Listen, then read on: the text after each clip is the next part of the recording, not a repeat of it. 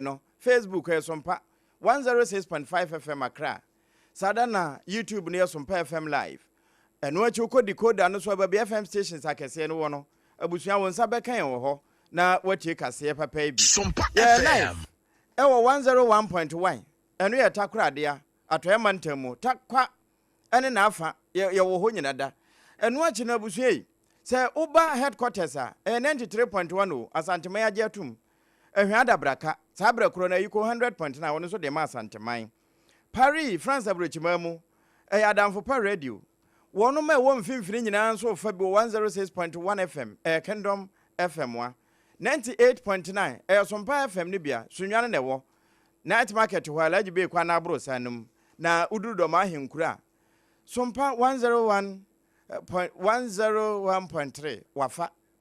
ana Doma FM 100.7 nso wafa wode kwa mampreja se nyina kane so ban radio live ho abusua saa na wo hwehwe yembiew ewo afa aka no a eyebono na po FM 90.7 eno ya nkransa 106.1 SOMPA tachiman ensemi nyina da obenya biatie e de afiri ho na endpoint homeopathy clinic wona na akuta yemu na kasa natural mineral water wo pian ama yetumi akasa ebeye oda promasido for onga ma mensa no boafo no eka yen ho na malaria do tatahwe time herbal mixture time ayede ye adwuma no wono ekuta mu a yede ba ensam abete awie ebi ne se arahusem bi asi ewo enkrankumase kwantempon so nam so amanipa baako ato nanom ewo ensie do afoforo mienu so enampanifo agewo mu warahusem krona mu no kwada so ensuom woyene bi asi ho wabra eja ama ne homne so nsem ne de ya adie na wie obete mo nsem afe yabasa so awura mu a eba apomuden afamu a wo mo de nipa maako wo haduasa ekọ Antigua ama wo mo akọ adwuma na sade mu nsente yura kando waboso dom kuma ye wo mayi emrase bedwam wo ma friendsem trofo nhia mu ene na nsama hodo bebre en wo mo aboboso ye bekọ ne yakoji mu amanebo Ghana Armed Forces sponsor the Krata Babontain ya watch sensem bia ne nam frama mu se wonum a wo ye wonum recruitment na no ada no ene HIV ahyemu ma no wakasa e de afa ho yewura baba jama waji leave na leave a waji ye no se aya waso seat no na ni wo ho ntra NIA ejumakuo no so de nkrata abaya wo mo kire mu se Ghana Card Services ahodo ya wo mo dane akire de magana fo no wo ma ye nsakire dodo no a wo mo nsam a ewo nkrata ni mu awie ye de binam sa so ena kane mansofo ya no no ehwe ye mpotem ne abode mu nyansa peso ewo MPP aban so no wode nsem bia todwa efa promise a okropon ya dom abosom ye wie ye MPP amanyoko no ekro ne ho na no ma hemfu bia won kran ha se wan kasa oti ho ayi bone bosha ne doso de aka action na hwa na eka asemi ye de ho nsam oba Adenta Circuit Court etna say no mu kire mu se owura bia wo posti video bi wa be fon krato bia hodo nso na ekire se bambofo bi ye enhyehyɛ se wo mbeyi o mampani mahama e de afiri ho no ne abrantie no yare mande no panyi bi ya wono so ni mu de ewo apomden ho ensem so e de ato mabunanim se wonhwɛ na atopa mu ɔden ehu ndro ya na wonom no wonhwɛ na wontwa so nyesa dache asem ebedi akire ene ye wo manim asase paso do ma henkuro bono mantan so afo akopiem e wo doma ne west ho ne wose akwan a big push no ese de aduru won so ensam ne bi eka wei ne mo ho amano ne de ena awie yatena se a ye ba bekenkan ede amamo se kasebo midin ede ADWOA ASARE awie mene Oheneyere mame ekua yeboa esia mabronya ena afi triple A man ejapia APAM DADAA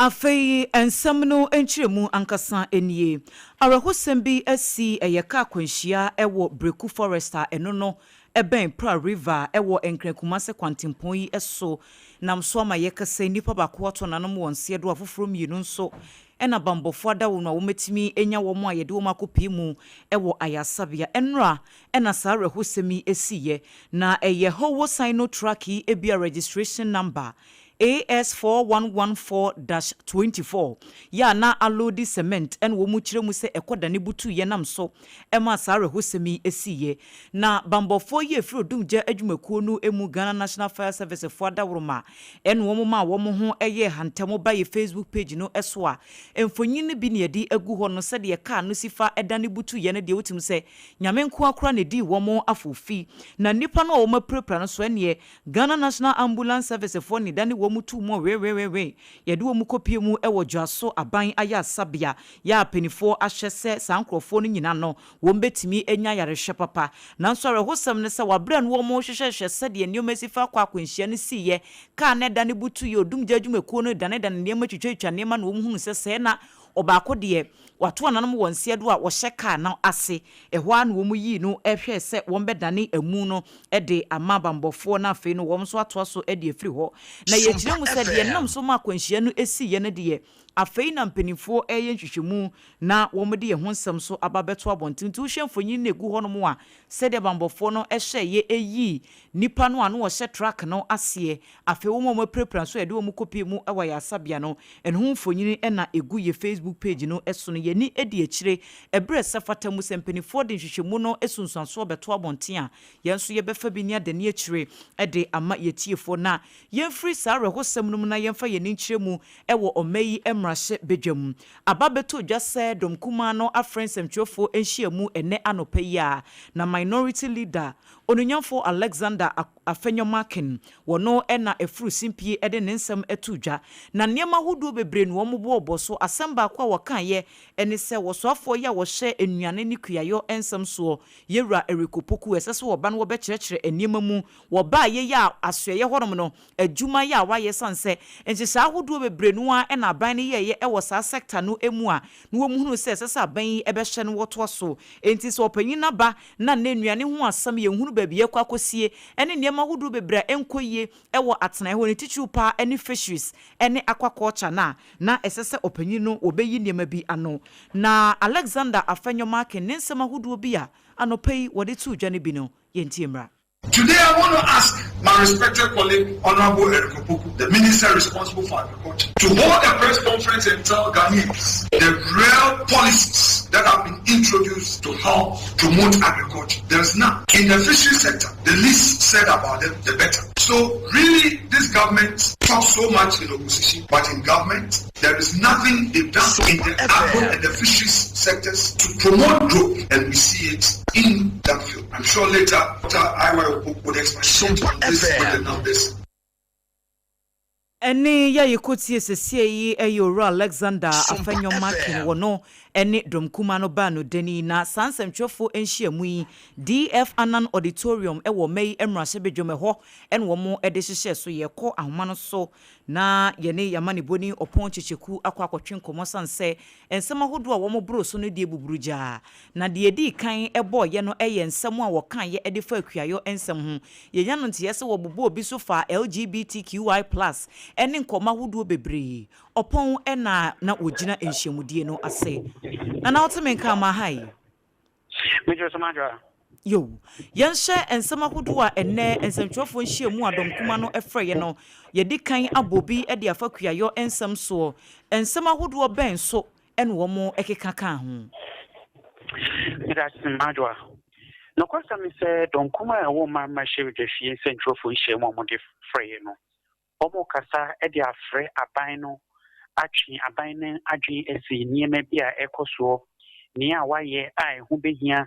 se o so obuhu akonta ediche eye oman no ye friend holding government accountability eno ana enam so ema eye domkuma ba no dani Honorable Alexander Afenyomakin edi intembi atutudwa akasa edi afa ho ye di kan ma me se no di kan no watwe aban no adwi esi eye kuaye ensen to chese oswafo a wono oda kuaye ano sebi ogun kutuku enfa kura enfa enhyimu yehwe akuafo dwuma a wo mu die ene ekwan aban we efa so a wono mu edidwa na enya de a eboa eni ti omo twe aban na adwen esi so se na be ya se ohun ye te ya dom kuma no ene no ekasa e de afa ho o ka se wi echi wasanso abo eye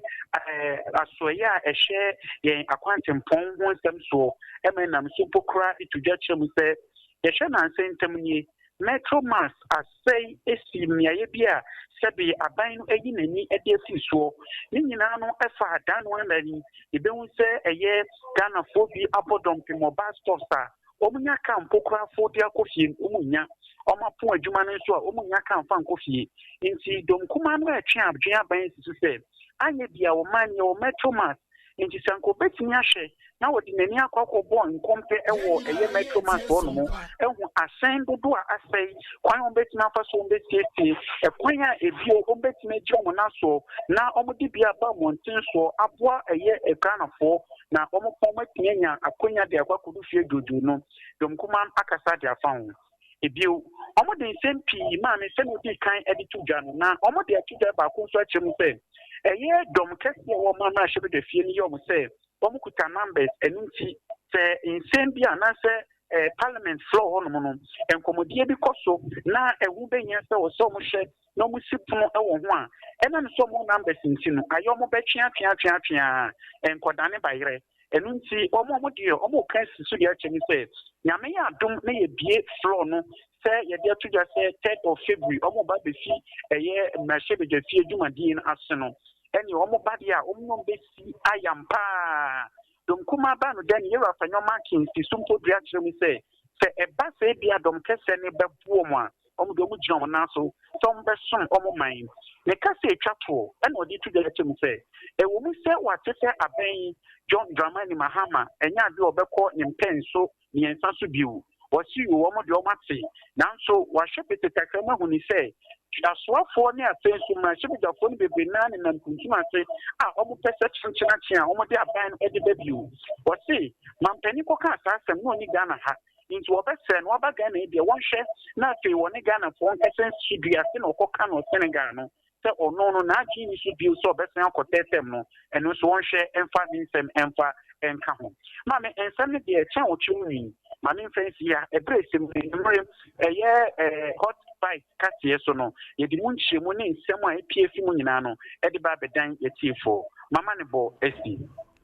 mo eni adwuma wei eye yamane boni ya woto nkra efri omai emrahye bedwam nana opon chichiku ena yete ne nkan yeto ansem no so a yeda so ejremu eware hosem na wode wani kiremu wasante mantemu a ene esofo line kropon ni mo ene yakwa enu adankyeremu ya yensa kan se bese nonso anwumre no wonom a womo so ewo kwada sonsom ba bia efre ho se fitemu no womo anka bia nhemo omu ya ne se ejabi ama ne homne so abusua kwa wi akire no na tache sopo bese de woho ene kas bese 50 ene akire ena eja no etimi ahye ne dwrebe enam so enipa bi no mu a wonom ho ka ye no emu baako ene sompa kase bone ya wono eto nkra asante mantem de ma ye ba obedu edwetwe nkomo na sede a wo kire se ne resi aho ne ho ene se ne anense sifom efadum jadwumekuo ne ho na ejremu ya wode ma ye ne kakum ye gene kwakwo anu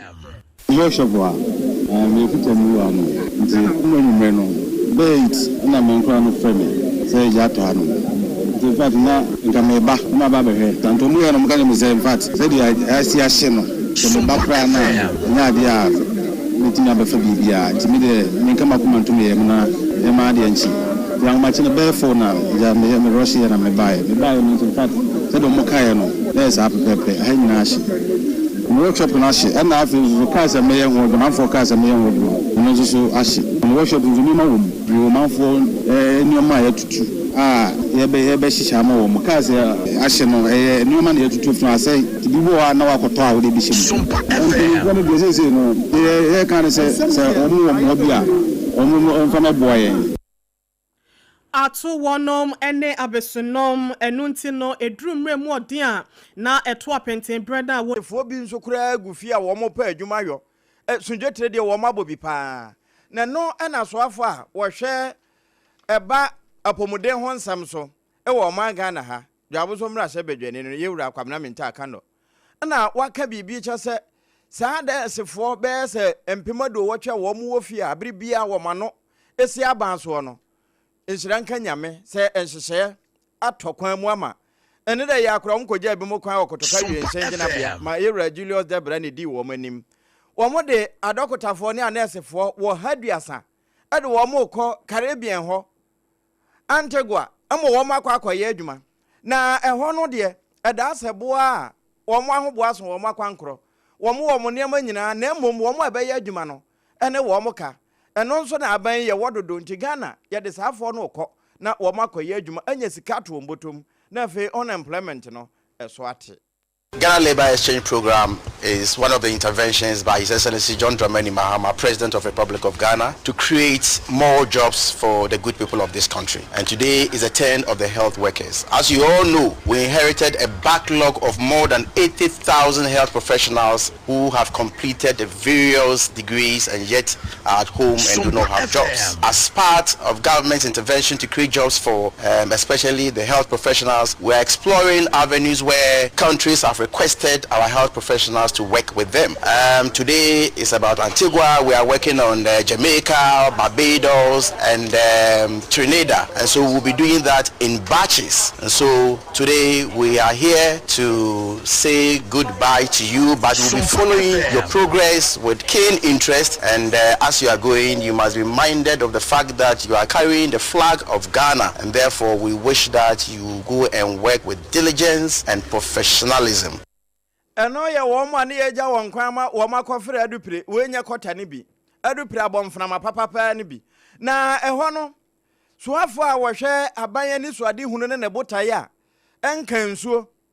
ona bo Emmanuel Kwadwaje kum enkran sa atomra se badwani no wo ka ho no wo chese we ya wo mokoi no contract ne ye mfie miensa na sa mfie miensa no so wo ma ye de wo mokɔ no wo mo a yaso wo mahwe ehun se adwuma no wo mo nim anya hwe mfinhia miensa any no working experience ekura wo mo na kwa wo mo koyinsa amfinhia miensa no so na wo mo bre no so na se contract extension ba mu dia wo mbeto aso na mamu a na chese wo mbesa so abagana na sa bre kura no no wanya ho se tam. We published that whoever is interested and has got 5 years experience or 3 to 5 years experience should come and apply. They've gone through a rigorous interview. The first interview was conducted locally. The second interview was conducted by the people from Antigua. And we're doing this for the various countries as well. Ghanaians going to work, they will definitely come back. And they have only 3-year contract. Once they finish, if they want to continue with the contract, they will renew it. If they don't want, they have to come back. So they are definitely coming back home. Our idea is to at least exchange skills and at least let them have some kind of experience to bring it back home. So we strongly believe that all these guys going to Antigua will come back to Ghana. FM. Na naje kum no wo kon kransa on na ye sompa hene wono enemra se badwani a enkransa nafo wotua no minister in charge of special initiative wono ne kasa yi wo ensem emu no National Identification Authority NIA dwumekuo no womo ebo amane se woma ye nsakire kakra ewo sika womo etuatua se wo kwa kope Ghana card ene ehu enhyehye ya eyanimsam se Ghana card ne de wo kwa register ne fofora enya de wo betua bibia na mmom nyame ya dom a efiri February bosom no ne da etoso mienu eyedwoada ewo afi mu no ensakire kakra aba NIA fo womo dwumadie mu enti wutie kase ebo no a no wayi wasum no watie no yiye se de be ya obi enkonko kansem bi a enimu emfa nkyerɛw na womu kiremu say ye will be a friend of fees and charges miscellaneous provisions act afi 2022 act 1080 no ebo NIA for womu adwuma ho bra na we no ne ma womu ho kwan say aban institution bia no afi ne bre no bia no say cost of living no epejemu kosoro a esese wom so wom ye nsakiraye ewo sikatwiem se de be ye betimi ablende ama wom so adwuma na wom ye no aye yie sanse se emfie mienu achi ye print Ghana card ba ko na se ye je 1 Ghana cedi a bia in 3 years time na emfie nu achi ne ye print sa card kro no a ye beje 5 Ghana cedis enti esese wom so no wom ye nsakiraye ewo wom hyehyenum se de be ya ene emprempren abrabo no ebetimi afa enti wo hye nkrata ya NIA for the abanwa wo mo se wo ye first time registrant a wo kwa register district offices ahodo a eye free se wo 25 years emfihye na duonum ene eba form a ye nye okapre na mmom se wo bro emfihie aduonunum 25 years ene akira ukọ register se wo bi a wonye bi da eye 30 Ghana cedis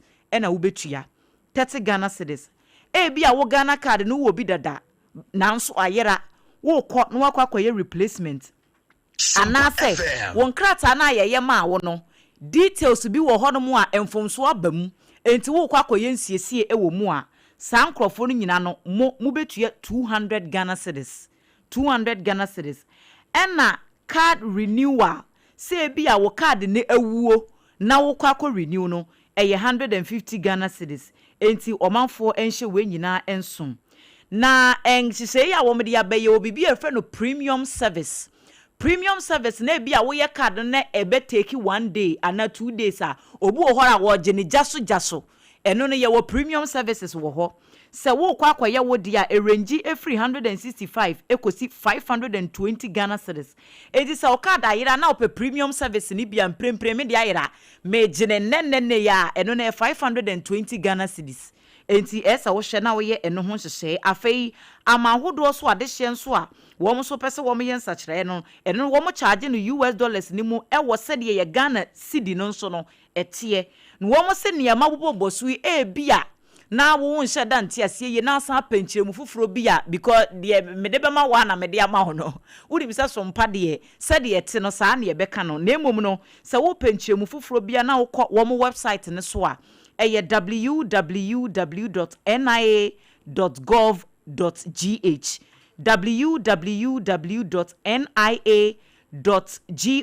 www.nia.gov.gh uko honom a enhyehye fufuro bia ewo honom no ubetimi ehunu na wo so wenya wo ho entiase na yeto ensem no so dia na wo twetwe mu no ena Ghana Armed Forces wonuma wofa wonuma adwuma sebe ya wo meye bambo ho nsem no ye betimi ayiri mu pampe etese konkomani agyan no eyade a wode wonum efe mu ewo medical ni mu na se wompomode ho nsem no sane esitie no eno ho adwuma ena okọ ekoyeye na wonum kwawie ye no achi no ne beto odwa ene radio stations ahodo bi ene bloggers ni bi antete fidie so de agia boso sebe se wo hamu obupen aduosia bese 60% enipa wonum ekoye medicals no so opese owremu ewo Ghana Armed Forces adwumakuo no mu bi no wonum enya yade HIV ACB asemu se baba ye asemu a eye atwapia ya etwa my Ghana de hye bia no ya adano pay ene awie ya ye kasa krampo no amanfo bi eda so edi ho abobo ne no ena aka ho bi ama empanyifo ya wonum eda asra dom no ano panyipa ya wono eye Naval Captain Veronica Ajo Ahen Acting Director General ya wono ehwe nkitahodie so ede ma wonom wade krata babonten a kire se oho Ghana for asemba ya yento ye boase ene yese eya ne bo man enu ntina sembi bana se wote a na watwe akonwa atena so na wadwendwene ho ansa na se wode atemu bi beba ho na waba be kasa de afa ho a wayo de saa wo kire se saa medicals na ebinom ekọ yese wopese ye fa wo madwumani mo no ehun sunsanso no kurampo no mpanyimfo no wonsan kan ye ne ba ne sen ena abonten so for bloggers ene eye empanyimfo ahodo ya wonom so no wo mu de dwuma sensentwerefo no ebi dia beto abonten ya egentre hasa wanam sayo so ede kokobo akọ ede ama wo bibiada ya wono so enam sayo so ema saa emfonyi wesi anasa pawa weni nsem wesi no ebeto odwa no se oye hwehwemu na se wonsa so nipa kro ne pa chidi a ene agese wotu fa wiem na wode kokobo magana fo nyina se ye hwe na asem bia enye no kre no ema ye ntumfuturo enwu amanfo ni ema ye ngu amanfo bia ni mu ase ebia wo bia opeso oye srani na ono kwaye medicals awoka no ho asem no wo firi wabusuam anase wo ye wunua ebia nka obepepente no eya ye nto ye boase se beya ensemu etesa no enkofo ye ne bi enfa emre we eye ensemu Ghana National anase Ghana Armed Forces for no panyufo wonom ede aba efa ensemu ochese ebi eye HIV positive mo call medicals ni mo no wo kyerese eye hrodo hrada nsemu a wotia na wabunua ede agu wasom ede afa ho enti de obeka saa kyerɛ no ka kyerɛ no so wono na wobi na wahunu de wode ama no ntina wo ka ne saa no na ye wura nsɛm foforom de sesie wogina Ghana na mu e wala tamamu ye wura Baba Jama Ahmed na waje leave free ho leave wa waje nya se waje adwuma na waje leave wa wo ba Ghana enkra ne nyina ne se aya waso abato na adekye obenim da no wo mo kwa akoto ne da etoso miensa no se enu nti na papa na age leave no wo se anu nkyere se na adwuma wo ye se ambassador edema Nigeria no waja di ato ho na mmom asi ahene na etu ahene fo no wo no mo hwe experience ekuta no na fe wo mo mfa adwuma no enhye ne nsa nyame de kyenya wo mo so ogefo da etoso nso February 7th na wo mo beko se kyene yemma na fe wakwakoya sen kotoko no wo mo yi baako ama wono edi wo mo nim ewo ayawaso East afa ho na se fo yi ayekwa akopere no enye yewura baba jama nko na eko na mmom de woda ne to ayekura no ne doyere wono nso ayi nanim se wo bepe bi ana fe ayawaso East constituency wo NDC chairman Mohammed Rami waso woko ana Hajia Amina Adam wono na nikunu wu ya no wo ye MP no waso wobekwa akogina nikuna na mu esanse kasasia wono ne kasa disi ye no enye Ghana fo nyina na ete enti obetimi ato aso Najit Mohammed Sani wono nso atweneti ana Salam Daru wono nso kobie ana afe Yakubu Azendo wo mo nyina ase se eda ne duru so na ye kwa akoyi de wo begina kyine ye anim ewo ayawaso ho de akopere mrase bagya akonwa no a wo mo ebekobi na yewra baba jama ene ye nsa ntwerofo ebo nkomodie ntia ambassador wo bepe MP no 2 weeks to come and deal with this matter. Do you understand? So my leave starts. For now, I don't need to resign from my position. All what I need to do is to ask for leave, come and do it. If I'm successful, then the government will take initiative to recall or replace me. I don't think that I operate on their terms. I operate on my own terms. And so they will not tell me, dictate the pace. What is important is that they should focus on what we want to do for the people. I still stand by these pledges. 15 pledges I did to the people, 15. I still stand by them and say that this was, that's why I didn't say maybe policy. I said that this is what I pledge. No, bosha washa. Obaka se mrata ho pledge ne de ana mra kura di akira premise o ma wona. Enti wanya adaje a promise makoma akudunum na wode na awotwe mienu eno nso ye na afu adunan e ba be yesa adwuma no nhia se obe resign esan se wogusu ye kyene ye adwuma no na se ebe ye na ebe ye yie enti no oba na se ho anye yie a na wasan akọ eye yie nso a na anamon foforo no wono matu Yetwa kase no so ewo ensemfoforo emu Adenta Circuit Court setna se ye kasei laundry attendant bi yaremande no so wonkotwera da bampunachi esanse wode ensem a etumi emanipa kuma etuo ya enye no kore ababeto abontene na ore ya ye ka ne ho asem ye frɛ no Ahmed Hassan Abdul Razak wedding fishiano eduasan 30 years na wokoposti video bi ewo ne TikTok account a edia ewoso eye breaking news Ghana na wosa video no emu no abrantie no ekire mu se asra adwumayefo mienu womatena se abopo se omampani John Dramani Mahama wombeyi na firi ho na womu kyerem se yede Razak kopie mu ewo court no enya de se na no asem kora no yetie ye kwadubofo ya no wodi asem na nim eye Chief Inspector Maxwell Lanyo na wono na de tuja ese complainant no eye Ghana Police Service womo ene de asem ne be court wa bra womo enso ani twa sa video no so bi ewo social media eye TikTok no eso na bosomi January ni da na etoso aduru no ewo afia emu ena Razak publish sa video no a video no mu no wo bo sa asrafo mienu ya ye ka womasemi womudin ya womudin a ebeto odwa wo video no eye Sergeant Amo ena Sergeant Joseph enonko ani din a abranti Razak no ebeboye na eno ne ebisa no wo so wono kura no video na wo beye ye no eye obi poster wono so hunu ye ewo social media ho se ampa sa asrafo no mienu ebopo se wombeyi omampani John Dramani Mahama edi efiri ho ena wo se na wo akohunu obi poster won verify ade na hwese no kura bia wo na wo no wabetena wo website so set traffic a wo pe ewo page no eso nti no won so wabeye video abekire mu asem a wunnim ama nipa binim krate ye no omo eyam ahyehye wo mu enti ye kasai investigators a ewa asem no se won behia danse a emu oduro na etimi aboa ma sa asem no wo mahunu no kura nkasa ya ewo mu enti owura no yese ya remande no sanse se de case ni sifate ne ye ma ne bela enya de ebe ye nyame ya domo a February ni da etoso enkron en won besan afra asem no. Yero ensemfo from a akato ne bro na MPP osokokrokwa amanyoko no ekwo okono ni nyina no eyese wo kwako kita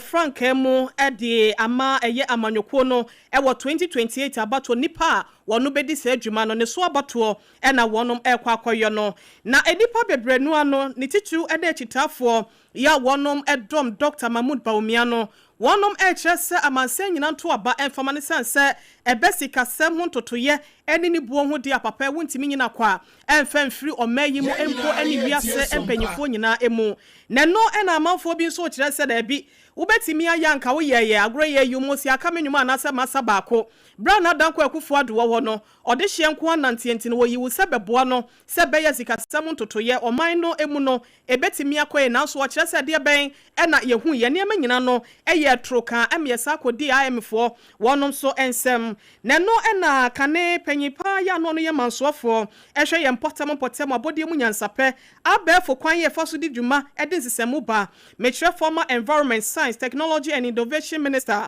Professor Frempong Boateng wachese wa manchechire ye ne nhyehyeye no enya economist asemo wo mu hia wo bia wo betimi ede na adwene asodaye na ne daye so na chi na obetena se na wadu na adwene so abubu no wanwenwene niam bi etimi bi enwuma asafa bi na wo se entrepreneurs no wonum ene betimi akyekire o ma na sebi enye wo bia waben e wo sikasem entotoye mu. Economists, they don't create jobs, they don't create wealth. They manage economy. Economists just say, what you say now, because I say, discover. No, we need economists. Economists are what you want to say. Was here creating wealth and creating jobs through science and technology. So, yeah, a bad man will be a one. And yes, you could exchange this is not sustainable. Eni etwegu ye eyekane soafo ya no ehwe ye potem abonde ebunya nsapani abefo kwan ye didi dwuma ede ensesemu eba Professor Frempong Boateng. Ene yemfiri professor ho na yenko nanano makache na medo ko gbechile ho no na Michelle Camp we wo hena wo omum potem ho niama nkwa so ne odikan na nase bosha na doso de aka ese empanimfo be ye adwuma no na we nyina no wo ka de ababe se akwamboni ku o ye ka porto so a wo mu wo bi papa eno nso nya agapade eno achi mfuturo sa eku wo mu ani epensi ye kura no wo mu fam na paasan so asi aka ho enti aba ne sa sukufo e wo ho bre empanimfo adwadifo de ye na wo nka wo mu de kura ene wo mu ede moto ne kai nam na no na se bosha ne de empanimfo ahye wo mu bi firi tetentere de ebesi ne enya mamu ndi se wo mu nya adwuma no a Recently, although I have so many people telling me that our road network has been awarded to contracts, this is what we have been hearing all the time. This time around, we are appealing to the government that it shouldn't be a hearsay, but it should be something that we will see the action on the ground. That when you are name, maybe eventually, I mean, therefore, maybe done an organized demonstration, but don't care a market amendment to the municipal by itself road network is a major problem that we are facing. Really, we have actually sat down with the MP on several occasions, complained to him. He has assured us and indicating that our roads will very soon. No, niama nkwaso ne odikan no. Ewie wa mananso wo se akwan de no obobo osui. Afa enso wo mo de kapapa. And all and sundries normally complain about the short supply of water to our Bletchley community. We are actually doubting why the water by itself passes through here, and we are in that very water crisis. We are appealing to the government that he must come and make sure that something drastically is done to actually arrest such a situation.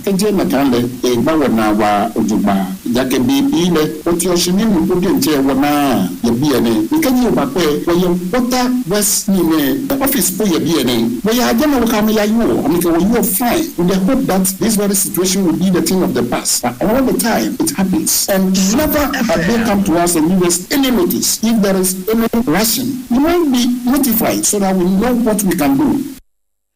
No, niama nkwa, gwechile hene no, ena wakasa se ensuo, drubane na mwoma kache, nenso akwa ete se pumpu awabo na esuo, wada esu kache, ntimpenimfo, wamuntu huwa na montem. Ye ko bono epuye mantem no emu na beto dwase typhoid fever ibi atiatise ewo kuro no emu namso ama Mensin Health Promotion Officer Ora Apia Robin enso edi adesrede eto omanfo a ete bono apoemantem ho nyina se wo mo hwe mo edidie mu ye ne tichu wose saa epebre ya ye womi ankasa bre nyade a ne bedididie nuane a adwojo ne ade debi sanse eno no enyade eboa hwese de bia no udidi aduan no enye hyehyehyehye kokora no a ebetimi aye ho ne ho aha ba aduane adwode emoa afe nsuo no so nye baabia na esesa wonum nsuo sabenye nsuo bia na esesa wonum esa wo hwese de wonum ne de wudie no wo behwe ne yie wo mo tonton nuane e wo kwan ho no se ekom de wo etoda wo kyese ya na adwene no enhye da nya adwuma saa enti obu ho no mo kwakoto aduane kura wadidi awi ansa na wo behu se se bia ya aduane no kura esie no gata eda ho emu nyanyanyanye efi ya ebogu aduane so wo sesa ne ma no nyina ka ho bi enti na typhoid yade no eba efutu a wode ema yetiefo nam sofo mame otutu atuo so no yentie bi typhoid fever no aba ntia be yes ne se de anya ye didi nsu a ye be nom anonom de ye be nom se sa kwaya no bia no ye mo ye ho ban se be ya se bi se mo no mbukura na entimi enkoe ma ho ban bo nse sen ma ye ni pan chan de ani bia ajo roso stata ho de ani bia ko ti wan he ya de ade ni bi so so ni no se na ye nom na so so anso ni filipan so nya kama so a ti se betimi anoa e ti ko na se jo a so ne so a e no ma e be ye bra no de ma sa hohoro a ye de se mina ni nsu so eni ya kwadie mo pa hohoro sa on sitreni mo asemina ta ho ana de chatwo so se bestre so ho do fok sa kwan ye nyina bi hu ase unfu se sitia ntema bo asa de bi ebe wo amon kwa bitinya sigina ese ade a eye wi eye typhoid anasa ya de na ma ho do ade ne hu ntema itimi si ano ntem ase jaya mane kwa yini mudi a na ne ko no eden typhoid e ha si a ne ko nya de na mo meche na yankoro ntema itimi kum ni papa medas o kyerese yade no se wanko no entemu a etimi ekum nipa enti aduane de na ese odi wani kire hagye am honom na wo pedie mu o hyeso a kyese Jos Hot Kenkei de tutuo gina mu no akwaje wo de na wo sene ensuo yi a waka ho asemi eye kasa natural mineral water na ene ya yekotie yi eye Owura Robin Apia ukobono epoye mantam no emu a wono ene health promotion officer woni sofumame otutu etuo techiman sompa ena edi sankomo yi Yada soa ejiremu ewo bromantemu na yemfiri hone yemfiri ya ninchiremu wa Doma Central Kroponimu na ewo ena penyi kwanchirefo ya wano so etu ya Doma Central Municipal Health Directorate na no Yera Daniel Konka wano so de futu wako ede ama emebuni titru ene emrante kwa ebiti se toni mo se endra wudu bia eya obi wa hwa wonya ketesie bia ene ya mewa ne pa memana hu say yes me so me ye payment no na wakototo aphrodisiacs ne niema etesa no wo kyerese wanhwe ya ne mo animu ya de enjoyment na na se nigye no wo befo ne mom ekira sem no wanhwe oye ne bia de beba be kyekire kon no wa wo benu hu se kono ndro bia etesa I know the way you get the immediate effect. Immediate effect is satisfaction and open ubenya. But the long-term effect is beja oyare. Ebe kakra branch we do 40 years. Ebe do na oka C-class Benz awa kwakoto mono chia no. Obe yusu no kakra do 40 years ni pia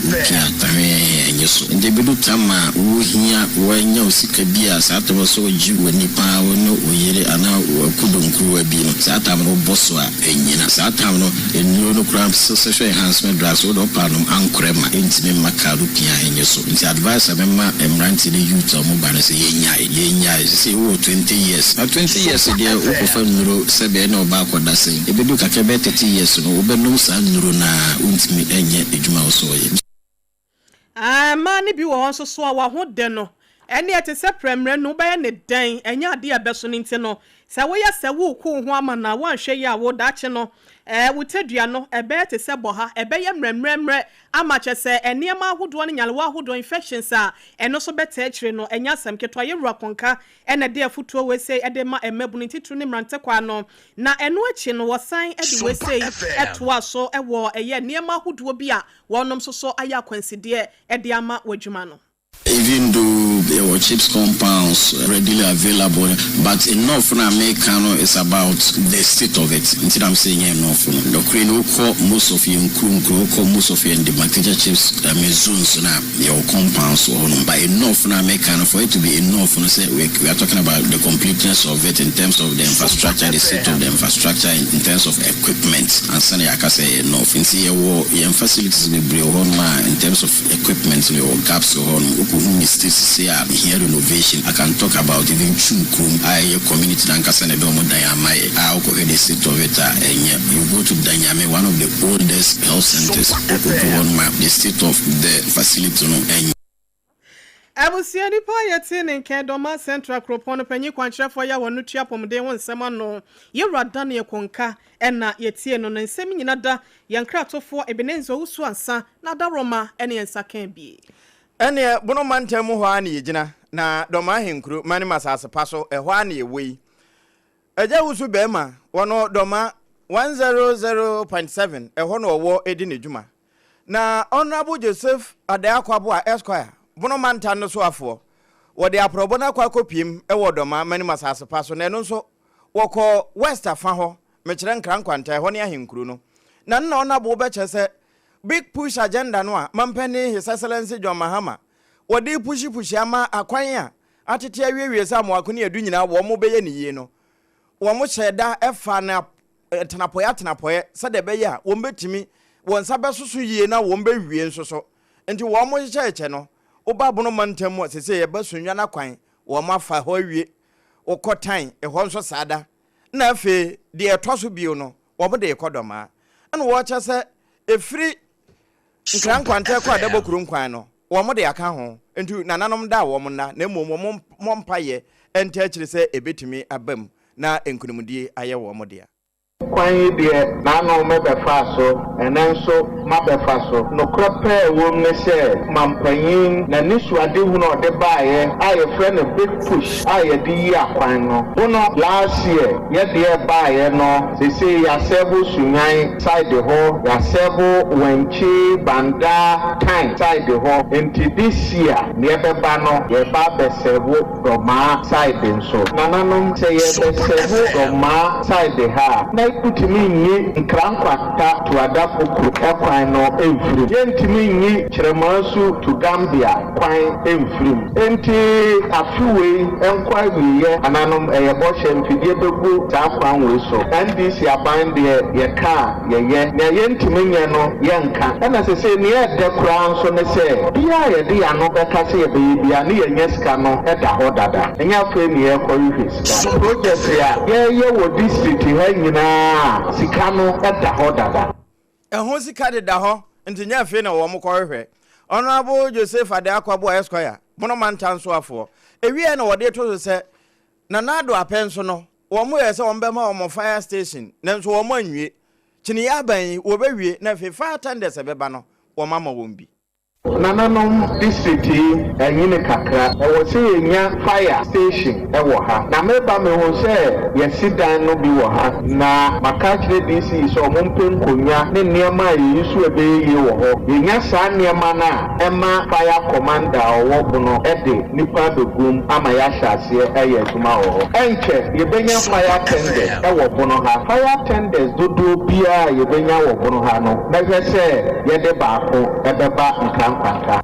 bono mantan so afo Honorable Joseph Adayakwabo Esquire ne kasa yi wo kan sa asemi wo doma henkro eja usu bema doma FM ne mai nsaka nsemi Regional Manager ya wada Presby Schools ahodo no ano bono epuye ena fe ahafomantama ahodo no emu eyura Johnny abeka esrifi na wones of mami otutu etu okuro ya twetwe nkomo en wode atu dwa hia se esese ye ma discipline ahodo no eye adehia ewo ye schools ahodo ntichu ewo adesuafo no wo mo aseteremu na dwumadie bi ekoso ewo odumase en wode sa ensem no etu dwa wo se sedache ne betime gina ede ama suku ni bia esese wono ankasa abɔ ne ho so na afei awofo nso a wɔmo airtime koda na chi no wɔm so eye wo mafomudie etimi eboa sede ebeya ye betimi enya nsunsuanso pa na afei daache papa ede ama enchirima yentie no Presbyterian Education Unit wishes to encourage all learners, teachers, and head teachers to place strong emphasis on academic excellence and discipline. To our cherished learners, your success depends on commitment, obedience, punctuality, and respect for school rules. Take your studies seriously, complete your assignment honestly, and remember that discipline today prepares you for a better future. To our dedicated teachers, we appreciate your hard work and sacrifice. Continue to teach with passion, uphold high academic standards, and guide learners with firmness, fairness, and love. To our head teachers, your leadership is key to shaping the academic and moral direction of our schools. We encourage you to continue providing strong supervision, promoting discipline, and supporting your teachers to deliver quality teaching and learning. Together, let us uphold the Presbyterian values of integrity, diligence, and the fear of God as we work to improve academic performance and character formation in our schools. May God grant us wisdom and unity as we build a disciplined, excellent, and God-fearing school community.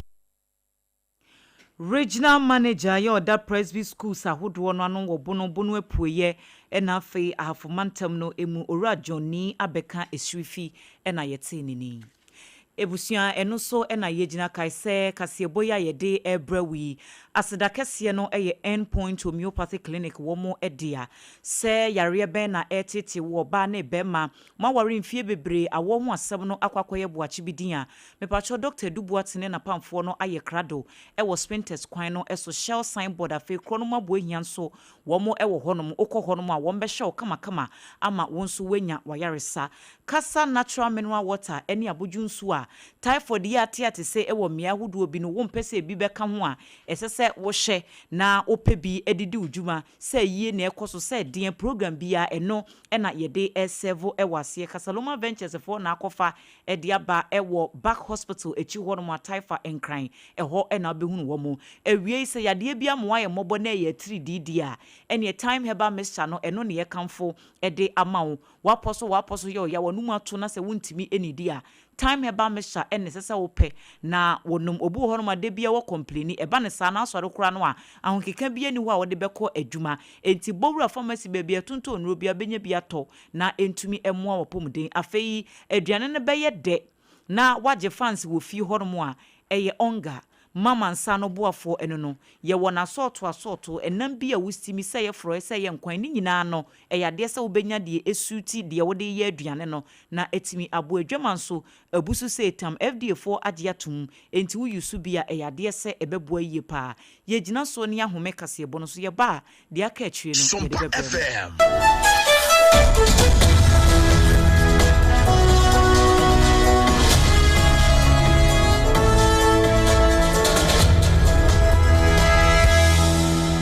to mean train your back in the bedroom and not your bed actually. Now so ubit me up one manenya pomodi free ni mo France. Janvita ye the milk pa pebi. Nini chuvi aye ye nkwada edianya. Eye de na ahodia e wo mu no bo mo fra pomodi. Anyo impeni fosweni chopa.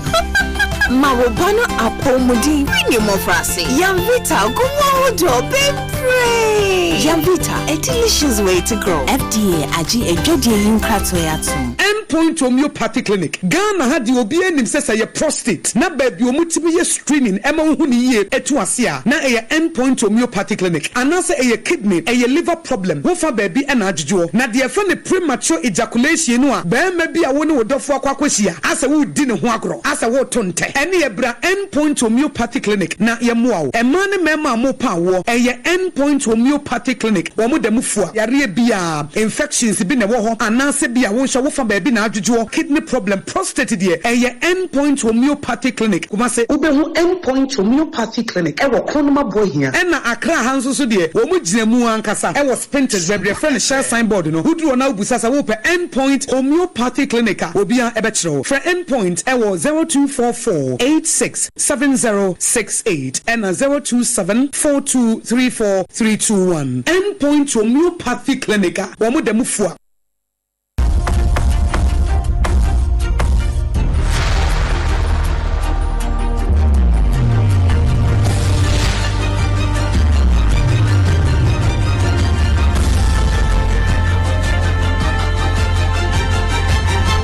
SOMPA TV and SOMPA FM.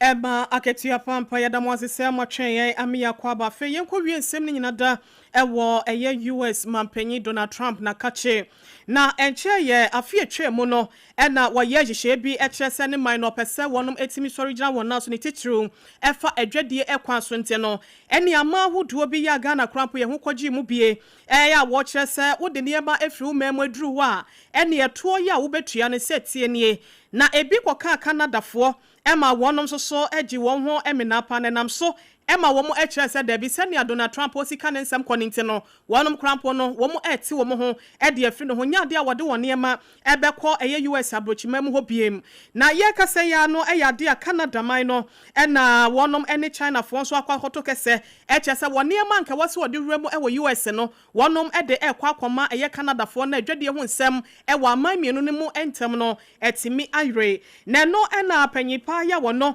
ene ye mansoafo ewo Canada as Prime Minister ye Ramakani wode akwa akotodwa na wo kyerese wo hwe US krampo na wo mo ho nye den ewo adwade mu te se de kane no na etie na no ntino se wontimi ene wonom enkwa akansi ana kyerese wo ba be join wo mu ntino wo to nsa de afra mama mpanyimfo se wo mo hwe na wonom ene China man no ento kese ewo adwade ho nsem asem wo se kutie nim ni rent ni Donald Trump kyerese Makani yade a ne ho asem no wo kente no wono so ni Facebook post wa betoto bi de ama no kyerese Canada man no kra no ya kyerese wo mo so enam wo sa ne se nye US man na enka wonom eni baabi tente no ma wonom nye omadwen sa so mo de niema afiri ho akọ China na China fo nso asoa de ababegu US wo se ne de emfentin wei ene ensem kakra ya China anase US abrochimam fo ene Canada wonom ho nsensem afa dwade ho nsem ene telephone nsensem no akọ wie de bi emu nsem no so atimi amamo eno so ne yegina na awie Endpoint Homeopathy Clinic Dr. Dubu atene Dr. Kwatemo so yasene se obi a prostate ho haw ana wo ye di twa apoa kwana ye tenten abra na wo mu ntwe tiama no kasa natural mineral water eka ye ho ma ye no monsu papa ene nti ye bensa no ma wo time no time herbal mixture ene ye di ye adwuma wie malaria aduro tatahwe eno no onga ma mensa no boafo ma nkwan abomu ene chinchinka ni nyina eye de awie ebi afe no waso afidi no ensama ye didi wontoa no de na edi mu akotene bi ne se akwanhyia bi esiye ewo nkrakuma se kwantimpon su breku forest nam so ama nipa bako ato nanom wonsedo afoforo bi nso eprepra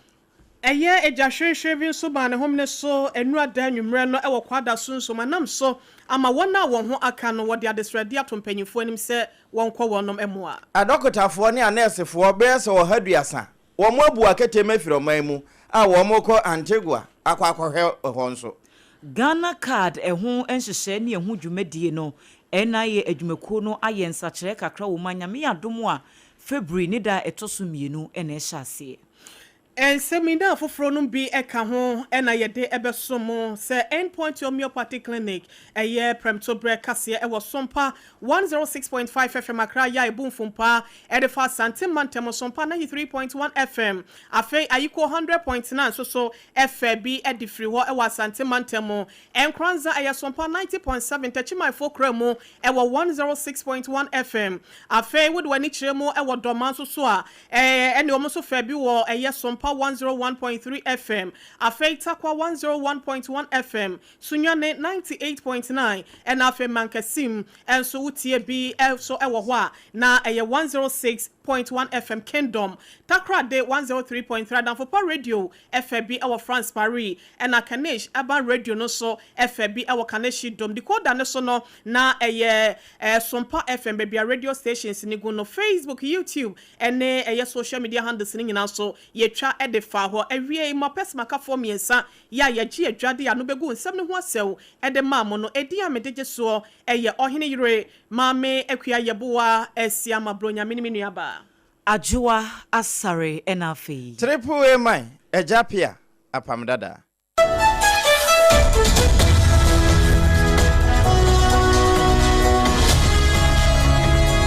na efiri SOMPA 106.5 FM ya kra no 93.1 Asantema agiatum Kumasi ehwada braka life wo ho sabre kro na Asantema mu no ayiko 100.9 edema Asantema yeduru takwa 101.1 SOMPA kro no a ne nso ayemu nyina da 103.3 nenso watoe mantamu ho a takorade wo mo wo bono afam no ahenkro ho yesunwane 98.9 laji be kwa na abro sanum 90.7 wo mo won kransa bono east ne na afa wo mo nso to apete 106.1 eno bono chan penduedu akwa tachiman no sompa new site ho a sabra kro na 106.1 no ba ko man kasim eno ya kingdom woden sempai man fifini mantamofo adehia wo mo wo France abrochima mu se bon makro aboboa no wono mo fa bi e wadamfo pa radio abusua wiase nyina apa kese no so benya yen www.somponline.com ensemi yewra tabo atemprence wo hene ba chechira koto okoko sani mo benya bia kenkan Sompa FM live wo mo YouTube nyina ho na wo mo fa firi eno na amanonefo no ofokwakudo nyina no bia mu sa na wo mo tie Ghana nsem Facebook ani mo ngoma no so no Sompa 106.5 FM Accra abusua ma remfi se enamaba so na abotete wo twa asu aduru asoja kase Leicester Company Limited a wo mo ye Yas toothpaste and ne toothbrush no wo mo ne kutam aboafo no bi ka ho Midimafo Herbal Center ya Dr. Tam da so da no Time Herbal Mr. Dr. Tafri Jayo afi Just Hot Kinky de wo mo ye wo Commercial Bank no echirepe ewodome no yede nkwa su bonten no ano okutaye mu bi enkwa no beye da ma mensa no boafo onga de promosi dofo ayo no a anwumrei wokan ho na ye bite ne hot de amawo na nyaduru hot bite no so se yabusua ensam na ebi ka chiachi ne pa na wo mu tutu ne sre ne abasa wonhu ba bi a ehyehyem mfa nhyehyɛ no eno na ye ka etenani de mawo anwumrei triple ma ya japi APAM dada enemedin yewra tabo atemprence na asa nsem nyina mu afi yenya adaje na yemiebi nsem no eni wamfama enche bia se ufa pa no so a ubohu se mfoni no kura ahyase ene nam ubati wakunu posi ni no na atutuo no wakunu eno ya asembenya we asantemantemu ena enkrei efriba enam saye so ma asantemantan no so afo pani a woda asrafo na no mekire posi sadom no ACP se fasasa wono ena waka asemi ena wo che se Jacobu asemi esi ho a emabunu no bia wo mo yegadam se na ewie yanka wo mo koye yira posifo age wo mo to aba akokora agi tuo no yese wodi dwane no eno ena sadom no sade beye na tuo no nkonkodi timamu ninsam abra wonya nyentete bia service with integrity wonim ho asem eno nti ena ma tuo no etoi na posi ni ku a wotutuo no wanto se wodi kumu nipa na mmom na wo bubuo ni na pre se de beye na posi fotu akodi ne nsam no a wodi dwane no wo monsa ebeka ena bia fofia nto ata ekọ ba bia eni kwanse ebo eni nti pani di akasa a kire sa posi fo no nyanya mfonso se de atimamufo eka no na eno na asante manta no soafo a otua no honorable Dr. Franka Mwakohene wono nso atete bi dia ba no wo kyese no kwasem ni de esiye no antwaye nanso ni nyina mu no posi sadom no de ese wono moyo se be ya wombetimi abo bambo yie na wo mayo no ndi de edikan wo bebo wo mabaso papaapa se wo madom abo ama sabrei yanti kutano yanti janu bia na asundwe eda so Jacobu ene na afa na ni nyina mu no wo kọ no wasa aka de a kire timamufo se ya wo munya hweye ewo wo mo na srafo no entem se koba se bibi mpo na mo ntem ho ase a enye se na yeye yanko mo koto ase asrafo so ende etia mra pa afi wo no ma eprepra nso no wo mo bom paye a emu eden se be na safo yi wo mo ebenya hoto na sasemi ho no ena empanimfo a wo no mo Jacobu jamai ba pani ya wo be potenten suku mu na na kosua boachewa batampa kasa na ensankan mu no na maame ede to so ache se empanimfo nsode na babia ne makeka kono etuo ya yensi ho kama yese etuo ankasa emabunu no etuatua wo monsa no te sepen na ni nyina mu na basa na ama wo mo bambo nso ede dansane emesansa sa etuo no nyade a wo mo de botimamufo ho ban ne sa honti wedie pani edware wi a na nsu asa wo koto no wasre mpanimfo se adama wo mo emrem na wo mo ntwa ba emfa hwe sa asem ya no se de ebeyo na timamufo enko kukura hwirehwire na ne nyina mu no wotufo asa kire emebu na won mo Jakobu ene na afa ne se woma womani na ho no woma brebre anasa adwobre emmra sade beye na empenimfo emma nyame ampata wo hyenna baabifo womo edida dabie no ebi emma won mo so na maame eka we nyina no yate ensa ntwerofo agum se de ekoso Jakobu no womo nsifem entase ne se besepa ene koni mahaban na fe womo ntoto bi emfa mre yen ewo SOMPA 106.5 FM enkran na ya affiliate ahodo nyina so womunya ensempa bi na ewie ye no batampasan edito so se ewuo na asie no de adaworoma de waka nkyinagu nyame mfa ne kransie yi abusua ne hyeden na womo enka wakomanto yem enhwemu mapa bia ewo sempanimfo yekosi ase na womo hunu haw no ano eso womo behunu aso na afutu a wode ma mabunu no wode yentie bi mra na mam di site de komiti ko join ni bi so bia na me 5,000 na 10,000 wa fa ma me a me ye we say ade a omo aye na me metina ka say mo na me inform na ntene no mo te bi ka ho mfa ncha ho no nkwa because all the baby wa me to bi so I want to mean is am na ntene na say no mo won potem no but in school ko apa ho eni to bi ma de ade am na ntene no bi ka ho a mo bi say adwuma no mo tede de adwuma e so ebe ko excavator machine bi bana tank bakra na omutum do mo barrier eye sa de no is ade e ko to mesra ban no say police station die o ma bi nye de na ha no no ma na ni enso nye de enkwa ha say na be bitina bo ma sa de na e ko so aha enti jama ba pani ya wo bo tentin school mu na akosu aboachewa na wo kasa ye we ye de ne wo ka e de afa emabunu no ho ya wo cha se tro hyehyɛ bi ne mu nsam na wo akire mu se wo ho ana ye de tuo no esensensen ye so obi se ne kabasa na waba ye pesei wamfa ma ya wo hwe tuo no wo ankasa na abeyie ne no na nananom koto asere se adaworo mampanimfo mrem entesa ba bia keka kono enya de a ebeboa won afa de wafiri mu no na wo ma abusuane yakɔ asanso aka kire won se wo mo hyɛden na de empanimfo ɛwɔ se wo mo ye bia ne hwemu mapa won be yakosi ase ama wo ma wo hu bom mu emra ne wo mo di bia no nso wo no be yo na se atonto mu nya me mpɛtia so ombo tran na ntra wi a ama mo abodi to na me nto oto a ni say dia to ama atamu kwa wo Jakobu police service branch no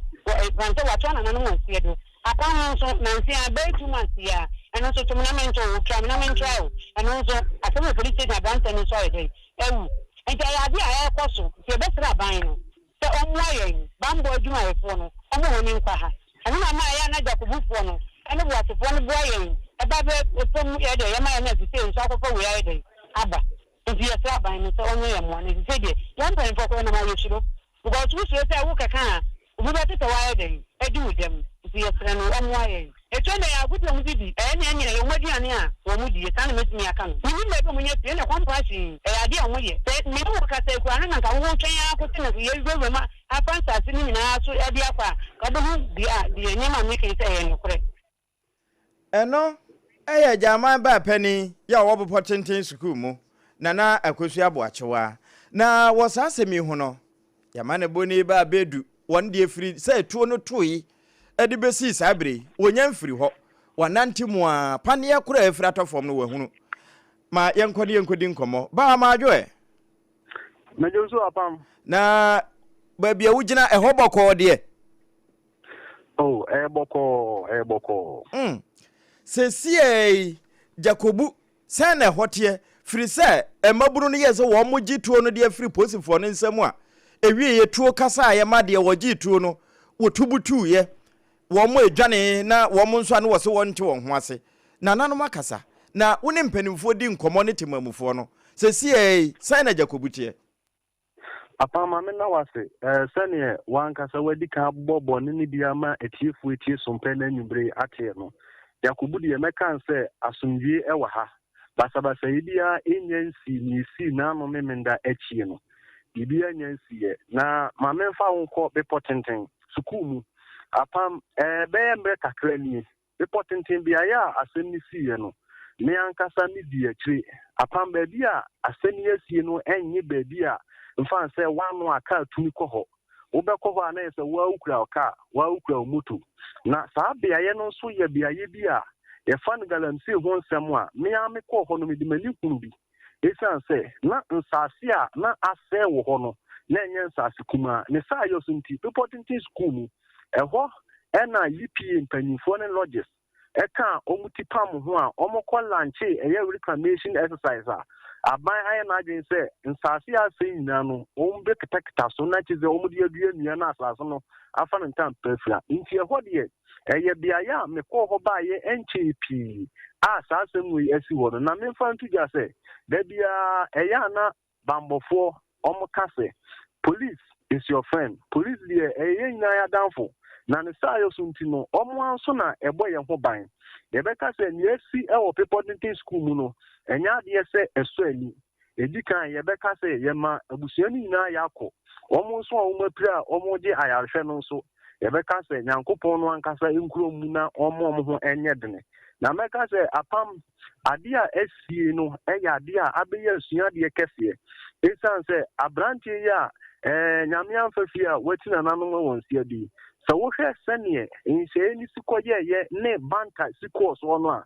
apam mɛka sɛ na ahomtie paa ɛsiane sɛ yɛn nyinaa yɛnim sɛ polisifoɔ deɛ ne aban ne suade hu no sɛ galamsey a ɛkɔ so ɛwɔ mmeammea no obɛtu aseɛ na wone me bɛdi adanseɛ pipɔ sɛ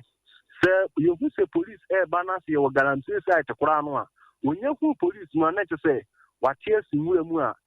n'ano kurade kura yɛkɔ bi a ɛnea ɔmo bɛhu yɛ bia na ɔmati agu nwura mu a ɔmokɔ na ɛno na mmeranteɛ yi ɛwɔ reporting school mu ɔmo deɛ ɔmo yɛ bi na police nso a ɛwɔ jakobu nso ɔmo daily routine a ɔmo yɛ no ne nyinaa yɛ nhyehyɛeɛ a ɔmo yɛ sɛ sɛbi ɔmo hyɛ nsase ɔmo hyɛ nsuo no ɔmo ɛbɛgyae na afei deɛ ɔmo atwa ɔmo ho afiri efamagudi a yɛtu ɛnam na kwan so no ɛno bi na ɔmo yɛ a kyɛ sɛ ɔmo kɔto sɛ aberanteɛ okura ɛyɛ etu a aberanteɛ wanya nsie dunum deɛ etuo deɛ wode yɛ de nka bere mu deɛ nka yɛbɛka sɛ nka dunum deɛ ne akyerɛ deɛ nka bere nka school ne ade na anaasɛ adwuma bi koraa na wapa awusua nanso enim sɛ ne aba efone aba ne yɛ die nti galamsey na aba na obi yɛka die ɛno na wokɔka obi abɛka sɛ nna yɛde didie nanso nka woyɛ na police yɛhu sɛ wokura ebi etuo no nso Ghana mmara mu no yɛalanse simpo a wofie a wowɔ no police kura hu a otumi ebisa ɔkɔhyɛ no wɔ ho sɛ adenti na wokura tuo nti ɛno na police fo nda routine na ɔmo yɛ no ɔmo hu ya ɔmo gye tuo fi aberanteɛ nsɛm ɔmo yɛ sɛ saa bere deɛ wɔ sɛ wobɔ mmɔden sɛ wobɛma otuo wura ate na waba police station na yɛgya kobu na waba na wɔde nkrataa di adanse sɛ tuo ne deɛ ɛno ɛna ho akyinnyidie baayɛ a ɛma mmeranteɛ a ɔmo wɔ ɛyɛ reporting school mu ɛkɔbɔ pampim wɔ kwan no mu sɛ polisifoɔ agye wɔn tuo di a ɛneɛ saa kwan no nso deɛ ɔmo kwan ɔmo mfa nkɔ na wei deɛ nka it is alleged sɛ asomdwie kasa ɛna polisifoɔ no ɔmo kaeɛ na yɛnim ade tɔte a ɛkɔɔ so nti ɛma polisifoɔ no afei deɛ ɔmo bɛto sɛ mmabunu a ɛwɔ hɔ na ɔmo akɔsi pampim wɔ kwan mu a afei deɛ ɔmo kura etuo ɛne asekan na afei nso no mmaa sɛ ɔmo de epiapia polisifoɔ no na wonim sɛ yɛse abaa da hɔ a yɛntwɛn makrama nkan na akɔka sɛ waka wawie na afei na wokɔfa abaa no de akɔbɔ no anaa saa berɛ ne kraman no kɔ ɛna sɛneɛ wankasa wadi ka aka no polisifoɔ deɛ menyɛ sure sɛ police ni bɛyɛ sɛ wɔtotuo aku obi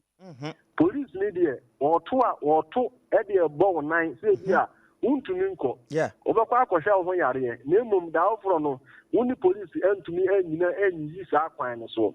sɛ wohwɛ sɛneɛ banta ne si kɔɔ so no a na ɛkyɛ sɛ akɔ akɔyɛ adeɛ a na awerɛho sɛm yie pɛsiane sɛ sɛneɛ na mmeranteɛ no kura mmaa kyɛ sɛ polisifoɔ no kura ni amere a nka me ne wo ka sɛ yi nka ɛbɛtumi ayɛ sogya ne deɛ yɛ ɛsi yɛ bi nanso ne nyinaa mu no ne yɛbɛka no sɛ neɛ asi wɔ bepɔ tenten no abaa bɛyɛ asuadeɛ polisifoɔ nso ne yɛn nso yɛbɛtumi aka no sɛ police is our friend ye na mfo no omo anso na ebo ye ho ban nti kwa bia so no ba we apam enti saa tuo no a wo mo gi free posi ni nsem anka abamu ane di dwa na etuo kasa no enya posi fo tuo na wo mo gi na mo me yetu a posi fo gi free wo mo nsem na wo mo kɔto pampin sɛ ye saa ye yire wo mo agye free wo nsem wa sa abrantie no ni tu a na ekura na police fo no egye na omo ka kire ne sɛ nipa kure tuo ni ne dia no onfa ho krata edia dance ye papa emfa nsi omo wo Jakubu because ho na omo di tuo ni ko nti eno na ntiase anya adwuma a omo ekosi pampin wo kwan mu a ekofa saa tro ncheni eba yen nti abamu anu a na wo dwane a etuo kan no e kan ne hemfa esanse ye hu so woda mogya mu pa sa wo hwe ba bi etuo ne kan dia wo hu se egu ni minim ho na eguo esanse ne boso nze na ne bo no butu fom tie ho na mogya no so ne bi mu so wo ho a etuo oba ni bi kekeka omo na ya wo hwe video se ba ye no a ebu ho omo hospital omo de omo ya hwe nti na chese eni enyan de na nso ni nyina mu no ye be kan se ye mabusia no yakọ police fo nso no ye no omo anete bibia ni a na omo nso omo anyi ho abotre na mu mabunu no titiri se ne na omo hema ne ka no yade bi a aba be ye how kese pa apa meka se there is a break akrani a mpanyifo ye so mu tu garamsi fo so sa utumu se omo kura no a abaya mo mutumi kura no omo be ko galamsey site wo no na omo akofa azeze langa to so omo ye de fu omo su krokratu ni bia police fo ye mistake a ye be tutu na bo na wo hwe na nsin a bo no hoyi enne bi si ya amos fo ye bo bi nu tu ni nyina akọ ya we so ndi ye be ka se bra so se sa mabuni omo krokratu a cheze omo galamsey site ye nkase ye bo bi anu aduane ato agu na mu fumagudie ndie da bi omo ka se omo ntumi ngase ye mo muntu na mu tu a omo ntu wo ma kwan so ebra police fo kura hu a omo misa wo de che omo misa wa se ndie za so utu wo ma kwan so a menye sure se police ni beba ba bi a wo na be kwahye no nti ne ye kan se obia ni lemu na obia ntia se police die oye wadanfo na mu police fo so ntia se ye no omo a enenam ba me da se di ulemu na de ebefira tobia no wadama ya na wode asom yen ya ma ne boni ba bedu yo wasantemamu na yakọ ne nchen ewo de asie ewo bepotenten sukuu mu ya ebenja kobu a ehonsem wode aboyen nanso yedaso agina mamerenum enneyi a asem na asie ene mframa a ebo bia anya de ebe maketo mpo abo atwam breko a yemfa ensomo yebebo na afi ya san ewurem ni yakọ akodi nkomo aba ne sei na assembly no nso wono mo ayo edi asiesie won ho esanse wo mo enete mpotem ho na sade mpanimfo eni abrese etuo ya yensi ho wuni se bi wo ho a ententem fa ko mpanimfo na so na fe emmra no sade esi kire de esam ye wo ho no ne wa ye ne ntem entesa na wo mo aduedue mbehu se hye wo ho a emmra betimi adiu Ghana Amnesty eno na nkran ha ebinom de wo mo apem edi bi koye no enti wo mpotamu se bi hye ho na ahwe na krata bi anaso yensi ho a entenatena se kan ho bo anan na fa koma mpanimfo sade be ye na asem bia ba wo ho enkonko kire wo ya na wa hye no nso saa abusua na ase bi wo ho ayemfa ma Leicester Company Limited wo mo na ye ya toothpaste and toothbrush no anwumre wo kutaye mo dendenden ene yetimi bite ne hot no enti sese no ebenya ahoden a na ye noa baby eto ade bia ebi wo ho ya wobowura mu a wonsa eka bie wodi twi anopani anwumra eboa pa ema wose no enya ahoden abusua yedaso agina amamere nom sade emese wo no yensanso enko bepotenten suku mu biwe na assembly member yo won potem ho honorable Samuel Ekwam Anansi yo o wa homa no so yenkonkodi nkomo honorable Samuel Ekwam adwe mo ya mo akwa baba SOMPA hot bite kase so okay we die ye nyina yenka franso yen shaden ene ne asie wo ho mo miwura sesie bepotenten sukuu mu sai na hote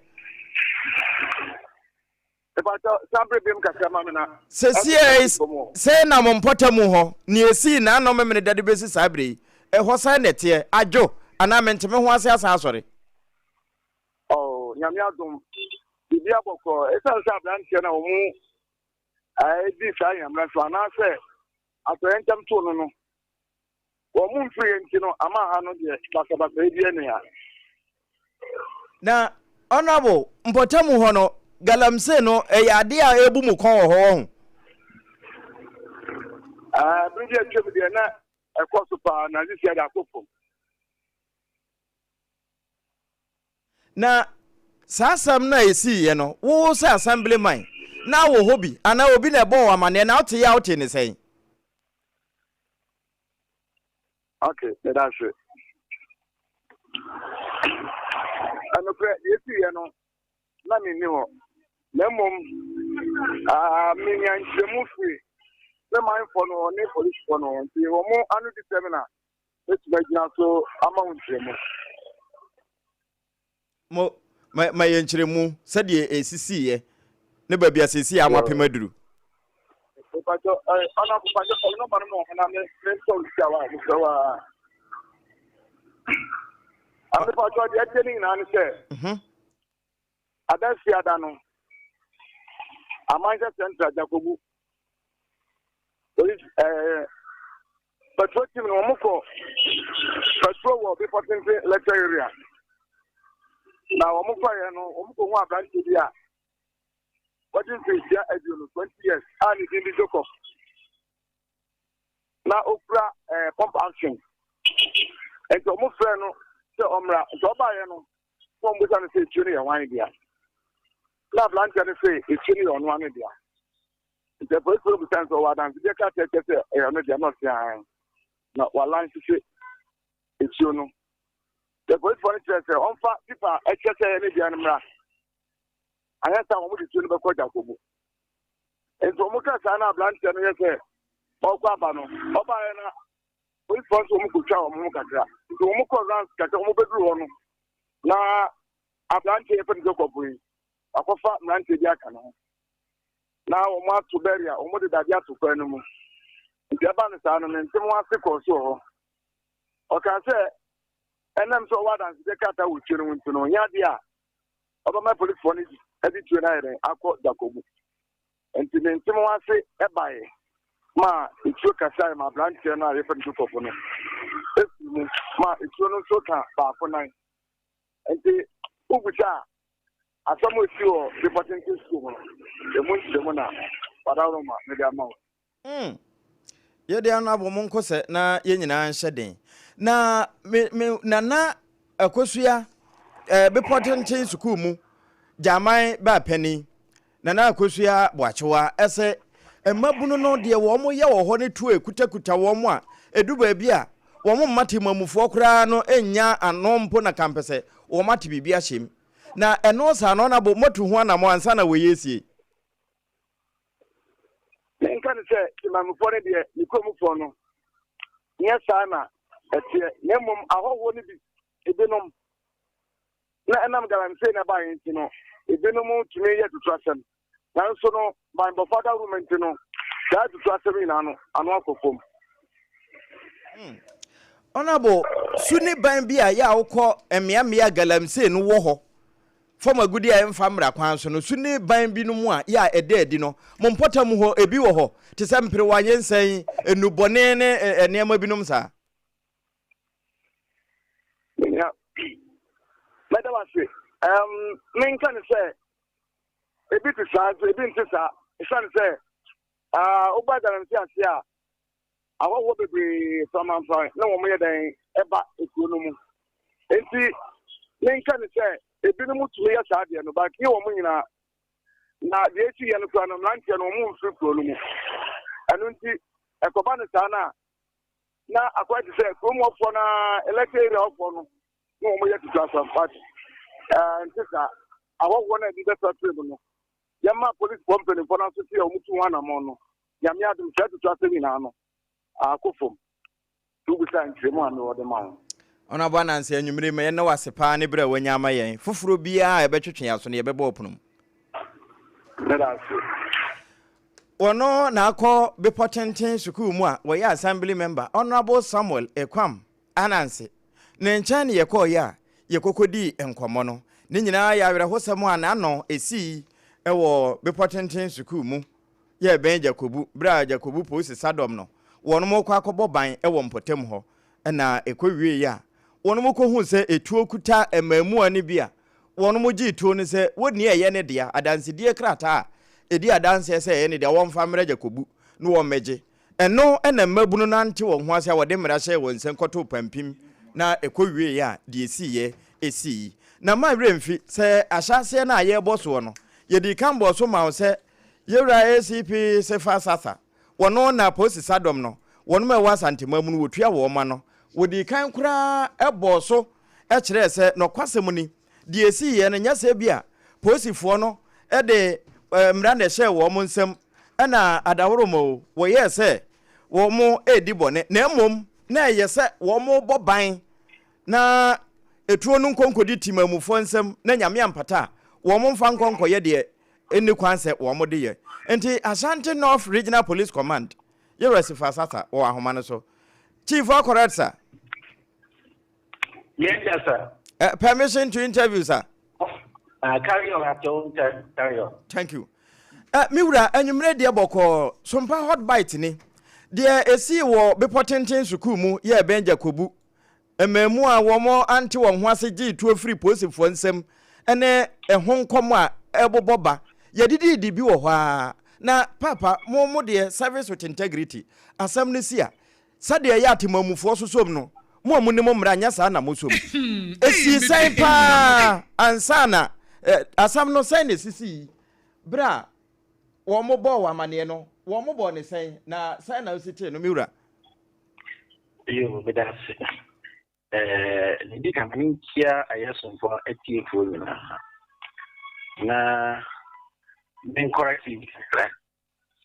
the no aya Ashanti South mom and Ashanti North. Okay. Yeah, Ashanti South Regional Police Command ya include aya be quiet mo yetosi na me police commander no me commander na deputy regional police commander deputy mom me na me deputy kose and to mamba mabasu nti me bomb da che amen me commander ebe ko enchekra me da se so bisa ya ye tiene se so si ya process for jimatie emara ma ya kwase mo en ya pabia mban nti akwa ahodo a ya fa so edi ejuma ebi ne aprobo ne fa patrol ankasa ne process for ejuma ne fa plan ebi so ne Vanguard ebi so ne say ebe ebisi painting o kwem barrier nya check eno so ebi ka ho ebi so kan that ahodo a ye ebi o ha ye grade do personalities be say judges president ni na ye juma edika no kare no ejuma de fa mangasa ne patrol ke patrol a then the police moving get in my ya campaign also residential areas near there na fi o ma dem na ka mutu na ni papa so am bi no o be you to so say oh o be ti akomu na so sa process for baba ke no na aye if you no 23rd nje o mo kono o do be dia o bo di Bepotenten School ni e mo no mo say abemu a wadi 15 ekra pump action gun 15 nature so ya minor onya 15 put on 17 or 18 it's na one of friend no say that no crutio o say obidia me papa dia o papa dia say o ya be mu anti na nti won fanko ani mo ni be ni say ya jitu ya de ko office ya office ni sa bia yi enti aka kire oni ago ni say ya on fa nkrata amra because pump machine gun say be ene na nam gi ya tia bro fi bia na pupu ya de ko ahayo yi bia It's often in Krata or the Koto and from Ranafi, or man comes an India. Yamano, it's you, actor, no, the man at them. And no more call or minimus. And the blow for now, baby, mono. I'm a bit too, not a doma bottom tomorrow, it's painting. Oh, what is said? Oh, my pretty for no call. Said in Russia, a year in Funina. Said you sanity. Na, Omoji or yo. No, my pretty for you. If you don't be a war pretty for the block, first was here, my head. Dragabaku. Anna, we a patrolman, so yet me. Giddy say, a pretty for the young work a year. Did I go back and say, oh, she impressing me back with you. Now, the tuning Johnny. Also, when she if you party, I'm afraid you a AK-47. A choke you could do. I say, I could deliver back on some body, but to be the. And I said, no, yes, I don't know. That is said, we're here proceeding rather back. Proceed for any behind your tutu, and I'm a catching tutu. And so able to tune this situation be about when he said, or be a deep bonnet soon, not old Janiaco, no, I be a combat now to mention. Sabrin police need to. And that is said, okay, there's a 4 conditions the police will be to you now. That's a Nunian Sabia, Nunian, not Omato. And there's a police for them, as she said, on being written via the environment of Castle Yellow. On being no mutually as talking Nipana or the Boneno, no, the Tulu Janiaco, near Nipa, among Psycho Cassie, and in your meeting here. Into your almost a year. And almost 2 tune, and about Nipano clip you at all. And the end can say, anybody did any Dindica in the room again. And about whom I'll start it you. I'll let you go also come. The pushing me, to me, Jenny, no young target now, or no 2 do not Nipano, teach you, or the general, no quantity to the town. I was happy. That's some any custom patch. They said, what's in the Juma pay ye, fair basket, or bottom what if it's a nessa. Camillian can't test, but they see no dear. Give it to a Calipan and Nipan night, Nipan moment out to talk. Ain't he so beside me? No, sir. Dear Dick, I am a Momonia Juma. Sir, woman, you bambo Adam Akumaso. Emfa hone de etoda timamufo bi di yomu nyina no mompa ba na miwura we de fa yako school kakra sa etuo ne eho ade no sese gam amnesty ne yase wa etuo ne bi wo ho aye lansese ye fabra besi sabre ebi da so ahyehye bi ho etuo no akyeretuo ene double bar no singre ene de wo bosoi de wo he na se bi wo ho ana ebi wo fie ne yensi ho a na se ye humpo wo se ye tu America kura be bo police for amane Mira si au si na ka hubi nyen se ye friend it you kuma de se ye pupu se do ka se you se ye pump passenger no se ye AK-47 no ye see se woni hu krata abra ya ma amnesty ko ba ye nchew Inti chubia opinion ene ya wansa amnesty. Miwura na de etuo kan no mo hwehwemu mu no mo hu se ebi okura criminal records bi ana. Mo di better it is early days yet. Asena o se e fie da e twa ya. Asena ya she hwehwemu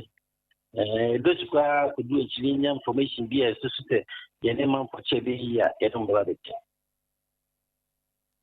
Na miwura video no mu no de ye hwe ne wo ye ni su de ase apolisifoɔ no kura na ebi mu didua wo mo saafo na wo mo cooperation no obi aho anka mo a that's so ne bi obi police no be kaka and the police no trauma so can o be traumatized so be a professional but nipa dodoɔ sɛ na sɛ nipa dɔm sɛ hyia no mo yɛ sɛ wo bɛyɛ o ya kaya ka bi ani ade a ye bi a wo bɛ traumatize so ebia na mo de yɛ saa no so ebetwitwu na ho ebepira ani ade nti ɔmo sustain no injury. Me wura wadwuma dɔɔso ye gya wo na ma mo wakɔ enye ne edi kan ni kane bi ebisi wo ni wo boase kane ne yefro de nkyerɛ boase ewi na mosofo nso kɔ akɔpata saa asɛm kuro ya ebisi sɛ eba ne sɛ ya mmabunu no anate mamufu a yɛn emra no yɛn hyɛda nyemu nteteye sɛ de mu kura yi sukuu bɛ na betimi de yakɔ na bibi ete saa no yɛmfa yɛn ho ankɔfɔrefɔre ankotiati amra no so. You guys, and you can say, police me in a juma,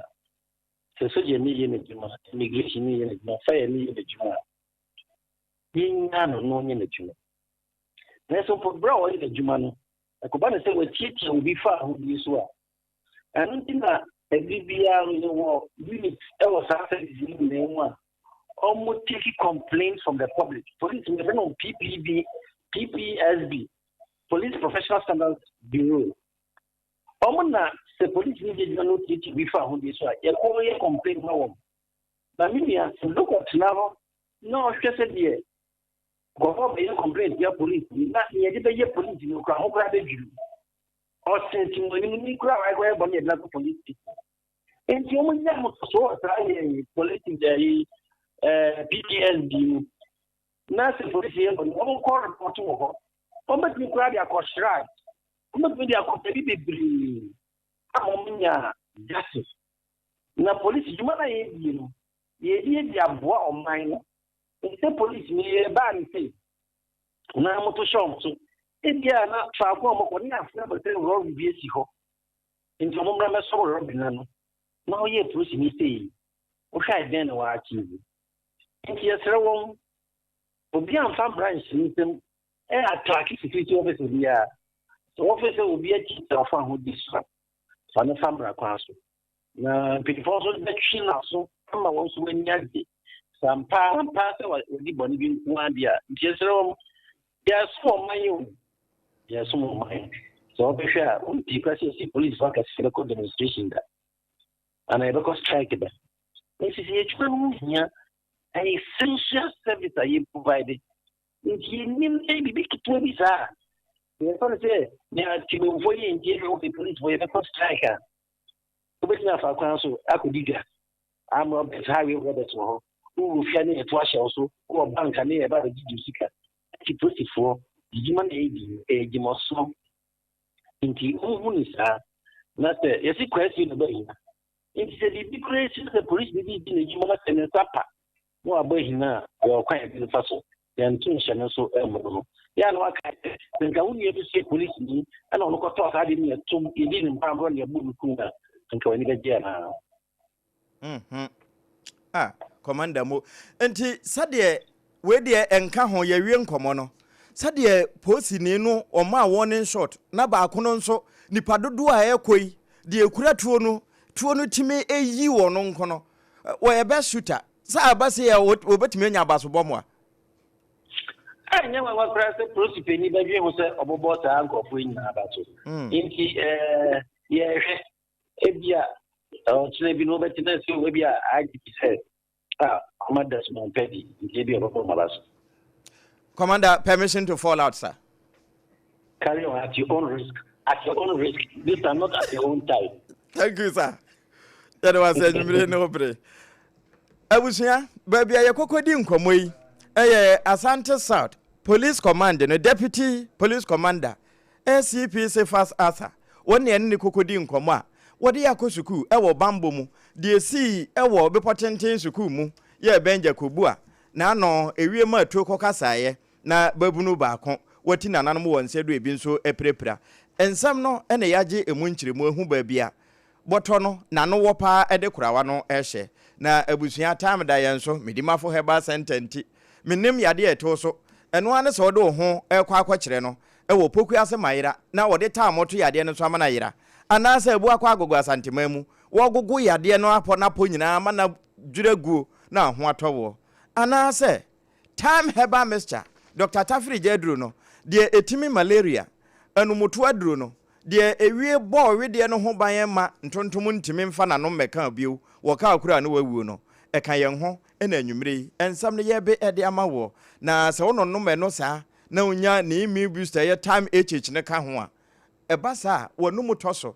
e chance aponcha we nya nkyere ne no ye de banche kura ama wo a ofa ne se da beko bo kura wan hwe abedi eno sa no me kanfo just hot kinky e de ma wo ende tutu efirim nti e de mpa sa typhoid nyarewa befa bi wo ho dome commercial bank nechi e ho na wo mo no ano de nkwan so bonten ne no na 3 citizens no wo mo de je enti wobetumi afa akoma no wakọ kenkan na wadi esomfa so abomu no nkwan no ana se chinchinka na wo yo no tilapia na wo papa no e de bibia hyehyɛ nani ase no ya fa onga hyehyɛ ho wate na atumi ama na ye de anonso no ayede fd age atom se ye anwumre wo kan yen ho ene ye de nsɛm no ebrewo menkwansa koso mo afidie na ha ye toa hot bite kase ebo no so ama Yeto so ewo donkuma no afemu na banodani ya woda womwa no eyo nunyamfo Alexander Fenyomakin ene nhyiamudie bi ekoso ewo atena yekese mu honom na nsem adomkuma no di tudwa ene se National Democratic Congress NDC amanyuku no mampani John Dramani Mahama edi wo mu anim Human Sexual Rights and Family Values Bill enkrata ye no ye anti-LGBT bill a womde beto o mai emrahye bedwamu se ode ho asem kura ye campaign afimpinu ne aduru no nan no yade adomkuma no ka kire Ghana fo nyina se anwea bi na NDC fo etugu Ghana fo ni wo mo de LGBT no aye campaign wo mo ba ye se won be ye ho adwuma keke kura ne age atoma sensan se enya de wo mai Ghana ye be pinama bibi sa akora koso no ho asem akwakoye boachi bidin enti wono de wo hunu se ebre aduru se ensam a NDC fo no eka ye ma Ghana fo gina so to aba ede ma wo no won bedi wo mboshe so yentie bi. They told the whole world that there was a need to pass an anti-LGBT law. Basically, they said that to protect our own culture, our religious beliefs, there's a need to pass a law that will criminalize any acts of lesbianism, gayism, etc. They were loud on the streets of Accra. They went into our villages, engaged the media, engaged religious leaders, engaged traditional rulers. 1 year down the line, they've been in office. They have gone quiet on this anti-LGBT law. We hear His Excellency the President play on words, claiming that the government was doing wider consultation to see how the law could be formulated in a better way. Really? But was it not the same law that they said it was okay to be passed? Enwachi enwakasa efa gold board for womudwumadie ho na wose NPP aban enye se bia gold board for nhyehyɛ ya womde aba womde ya adwuma no wom kasetia na emom ne kamia kwese adwuma ide amom no wom agya to baabi ne wom pɛ no wom eye wose galamse ya aban se wesoi ɛho entokwa enso wom nhunu na mo bi a wotu a wodi si sa galamse no ano gold board for bae wose wom kora wom ka ho bi na ama galamse no aye kese. We are not in any way opposed to that policy because the policy was started by us. We, the minority, are again not opposed to the institutionalization of a new vehicle to see to the implementation of that all-important policy. However, we have two major concerns. Concern number one, the establishment of the Gold Board as a regulator and also an operator is in a way directly encouraging galamsey activities. Our water bodies are being polluted. This government has failed to provide tangible evidence of its commitment in the fight against galamsey.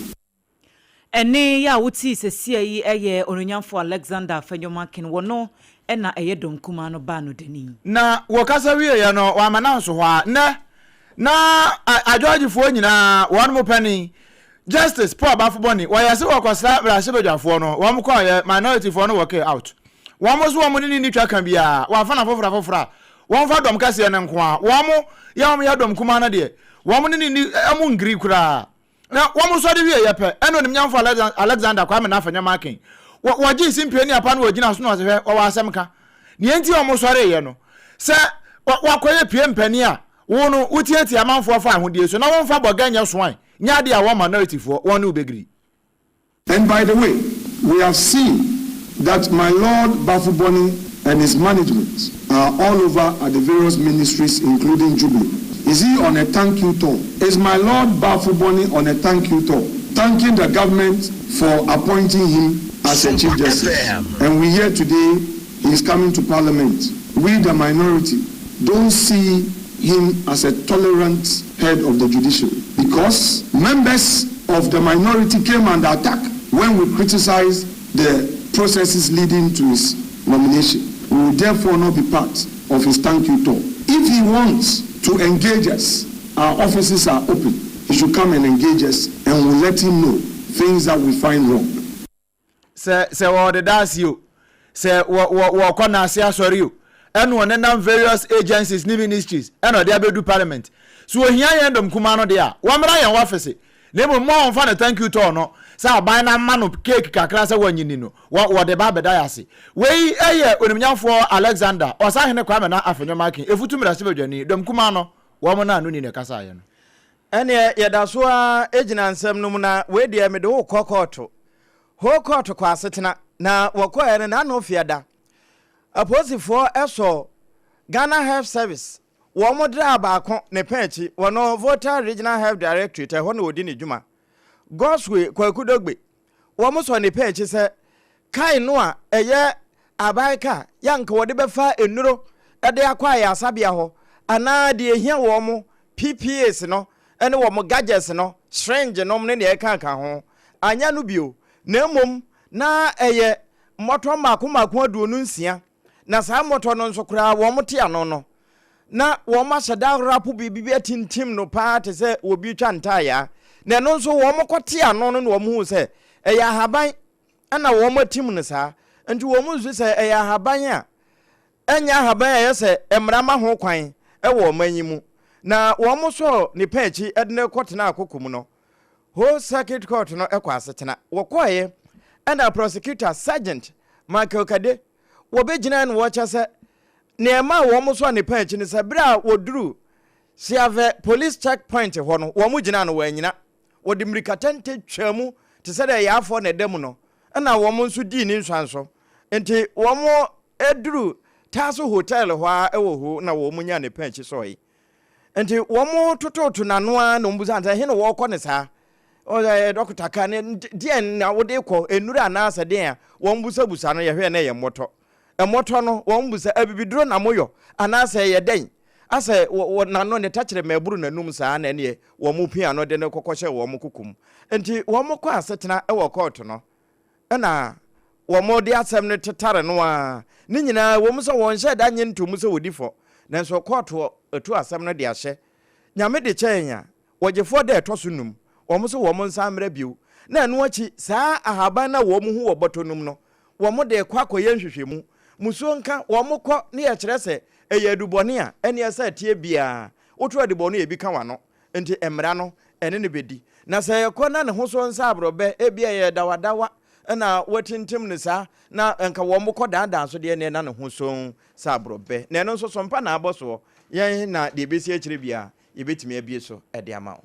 Yedasoa ejina court nsem no na ene Accra High Court na nya asem kuma ase movie bia yede asisuo na amanfo ehwe ne nyina ene se enkrata asem ya wo mede kodan court no se de beya na Sheriga Alhaji Seidu Abagre ya wono no oye rival chief wo boko ane nsem no akwakoye bibia ho no wo court no nka wo mbetimi ahwe no wo ma presse owura no wo mbetimi ejai no na ene courtroom ho wo mo ba ye no na ho nyina ye mase be enti ne mranim ni lawyer Martin Pebu ebe gina court no anim no wo kyerɛkyerɛ ensem bi ne eti a ekwan a wo mo fa asokora akɔkyere ne client na wo kyerɛ mu sɛ enyemra kwan so sanse efiri bronya bre ne mu a wo mo kɔkyere papa no ebesi ene wo mo apre se wo mbenya bill e de ama no so woda so etwere empanifo no ekokumu na wabra na enipa a wo mo ba ye sɛ wo mo ba be support owura Seidu Abagiri ya ye ka ne ho asɛm ye ne abonten ho no wo mo kitakita placards ahodoɔ ye dede se wo mu release no nya sa ade ade beba na emfa sem papa emma enti emranim ni Martin Kpebu so hwe se de dede no ekoso abonto na se de supporters ne ye no wan hwe kura na wo mu niema bi a wo mu da na di na makot no kura bu afu am wo ma yere niema no mu a chen se de te na se opie every court no dan mu ho ba abonten ne supporters ne bekasa enti oba no ka kire wo mu so obi ama na koma emra fom na opanyino ne yakasa yi enya de se woda police cell ena enya de se woda NI before akache yesi ye de na kwatwiri ba bia efre ho safe house na sa safe house ho no mo no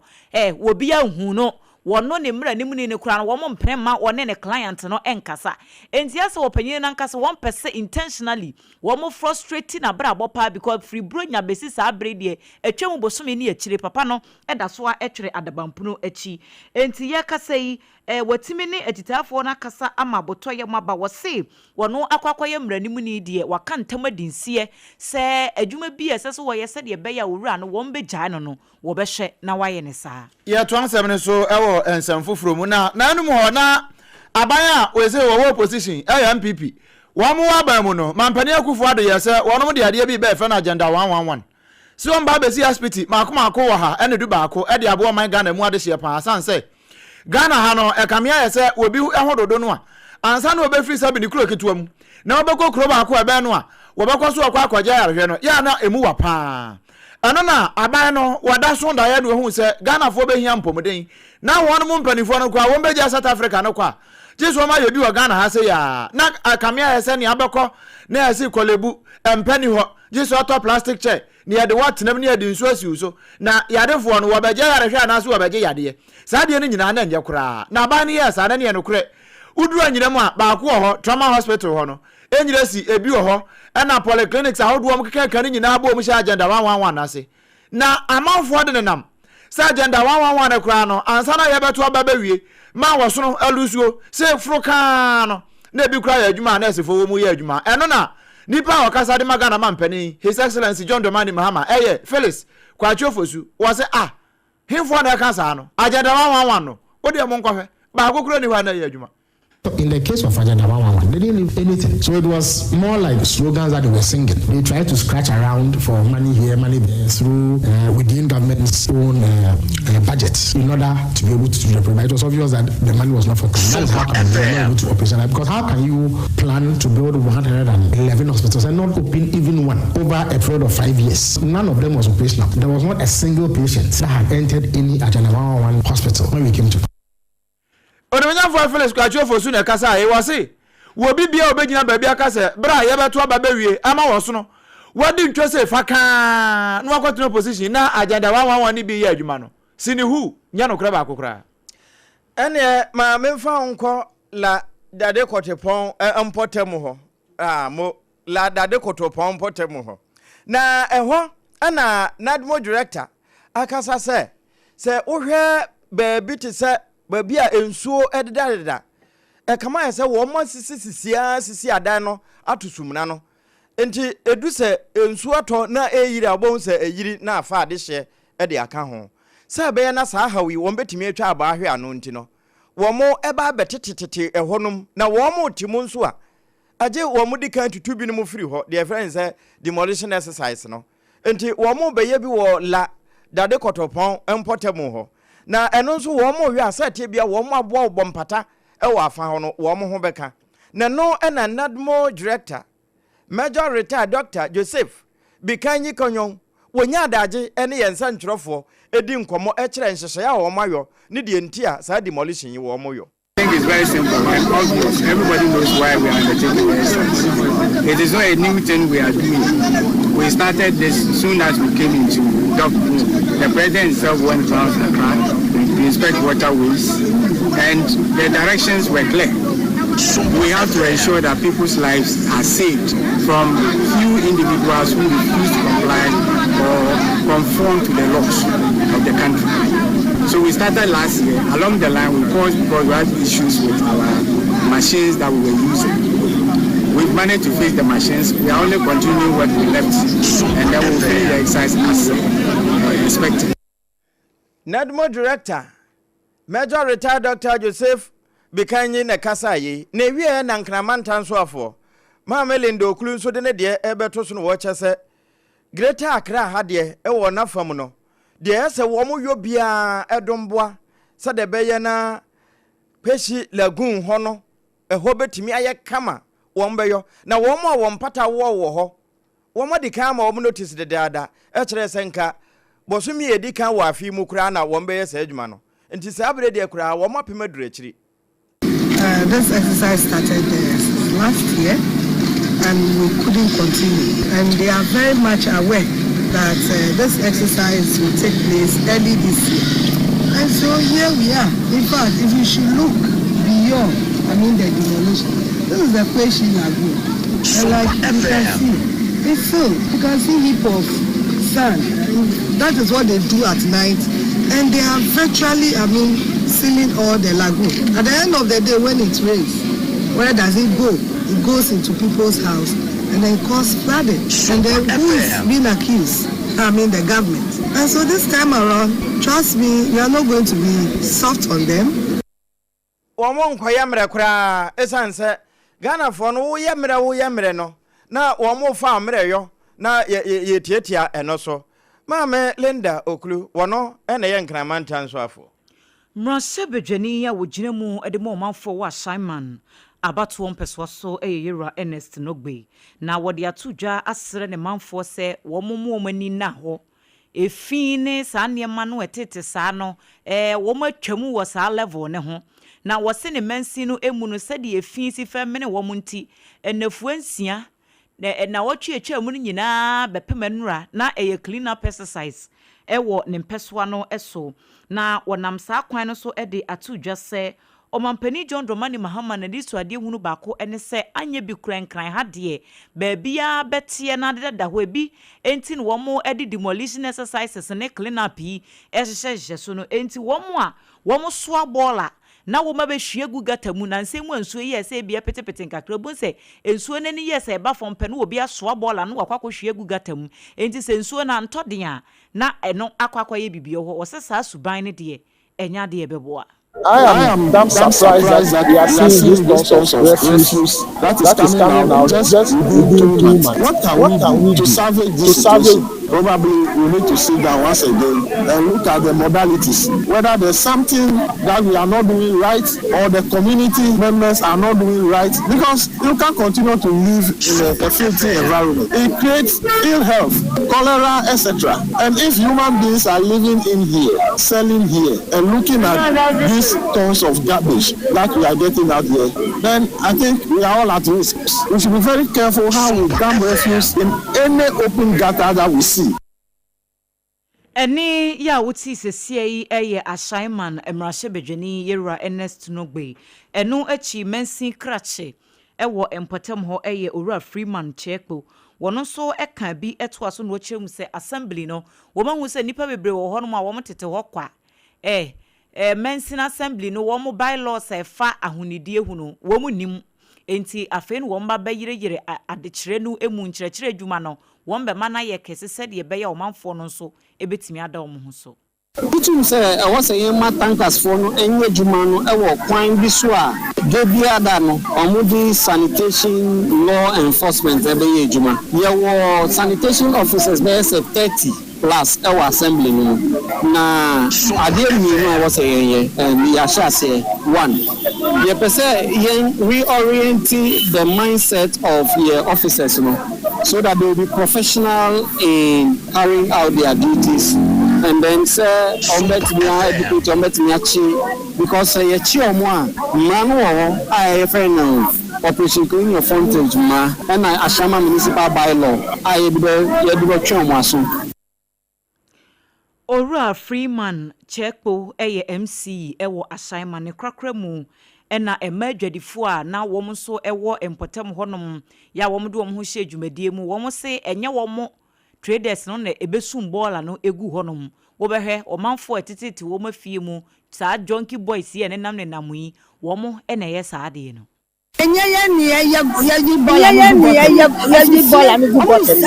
asie ka bola hanfo omo de asi kotokun de asi wo nti nsu ni nya se obetope no ma ye ready wɔn mu hwɛ gum nti sɛ nso na ntɔ bebree pɛ n'aka. The ball yɛmfa bɔɔl angum ebia mframa anɔsɛ nsuo bi tɔ a na apia no na abɛkyɛ okukyoko wɔ gɔta no na jonkifoɔ no ɔmo deɛ ɔmo kɔfa na ɔde abɛgu ha yɛba ahomakyin sɛ yɛbɛtɔ wɔn adeɛ a yɛbɛtua bɔɔl aka bi a wogyina na mu bɛtua bɔɔl aka bɛsɛ 25 cedis ansa na wanyɛ kwan yɛsrɛ wɔn yɛn ɛnyɛ yɛn ɛna yɛyɛ ɛnyɛ sɛm ketewa o ɔmɛbie tɔlɛt nsuo no yɛne baabi ɛsa tɔlɛt nsuo ne fi ba ɛbɛfa ne nyinaa gbuu sɛ yɛn nsuo kakra bi na ɛpiti a ɛyɛ tɔlɛt nsuo ama obi wɔ soro hɔ yɛne baabi ɛtɔlɛt nsuo nti yɛpa twɔ ɛbɛyɛ a ɔmo ntere sisa nipa na ɔyɛ saa di no. Wei eye adwadifoɔ bi ɛwɔ ahyɛma ne ɛte wɔ mo enkan nana ɔpɔn chichiku ɛna de amane boyi bae ɛno yɛ adwuma pa na wɔn kɔ yi bɔɔla nyinaa ya no wɔn wɔ bɔɔla aka wɔn de gum na saa cars no yɛbɛgye atum a gye sɛ kɔ DVL wɔn mo akache ɛna wɔn agye atum panipa wɔn yɛ pani kwankyerɛfoɔ da DVL ano ɛyɛ yɛlɔ ani kɔ ekɔte wɔn na yɛka sɛ wɔkyerɛ sɛ number plate a ɛbɔ bamanfoɔ ka ho no sɛ wohɛ maako edua na sa okeka bomu a na wode wotete fa so na wode tamse ne kodu wo ha mu no uchiche mu abese maako be enum de nye papa wo mu nyina dada kra goro boys ena twitwa aye eno wo mhye dem no wo de paint wo tete fa so saa na wo de abeto awiem na wo na wo de ama se DVL fo de ni bia na ene no so se pepe paint wan hwe ya baka se we de DVL fo number plate ni bia no wo to man krofo na bra one so mpaka se e bo nkomo no wo che nkomo no sei. We need to be cautious and be circumspect about who embossed the plate for who. Because trust me, there was an honorable issue in Taman. When they called, I told them that the number they are giving to me is a fake number. They didn't understand how, from my sleep, I could say which number is fake and which one is not fake. But I've been in DVL before I was appointed there. I did my service there. My sister, whenever you see a car, like it has the a prefix CR, that is Central Region, and then you see in the 9,000 column, the car is a fake car. That number plate is fake. Ask me why. Because Central Region, not in any year, will get to 9,000 with registration of cars. So immediately I told them the number plate they have is fake. So we went to the office with my directors. The letter was there. Police body letter was made a search, and it was fake. About 5% of cars we have in the system are using fake number plates for all manner of things. They did not pay duty. There are several ways they used to. Julius Nikwekote wanona wada DVL ano and wacheche mu kama press conference yo ni ye pa wabe no correct na wacheche nsem mu sebe ya Ghana for beti asenti no wa ne sa was 5% de ni nyina ye fake ene ka akro na sa lances na wogi wi ansa na watimi de asi kwan so na wo de akwa ye adwuma na asante mantamu ena national security for tia wo mate do magum no na ebusa se galamse no ho ana wo se da bi we de ya drafo a wo moje ebo a ni kwanse wo moje de na no na enkran MC ni na ni abere pa no eno ho na wo mo nso ni abere enti captain retired Kwame Jabari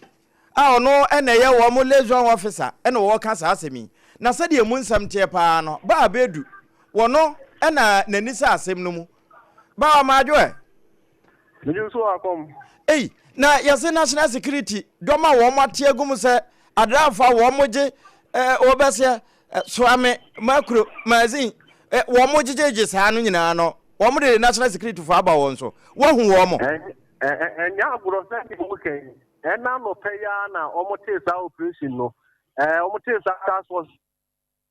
so na o mo adrafa so o mo yes adwumadi no ne sa yesu tu animbre o nse animbre duru na kese ka ho ye dene na fe dia drivers was boy su de me no ka say se ukọ KDT a eko Santasi a ebi ewo ho mo yes operation no e free of report junction na betia kwa Sofia ebi o free of report junction na betia ku Sofu line kwa da so ne kwa adu nyina national security for no task force no ho a ni omo ye ne se so mo bejiru ho na so mo hu se edom dodo na agu ho na so ye driver na se o bo short wa no mo no waka ulo du omo de omo akọ ba bi a omo kosie no na wage approve no se wote ase dia no ma mo mafo se wonte ase dia tietiem no ma tew no mo do ko na omo de mra na akọ bo ndi za na dwumadi no esiti a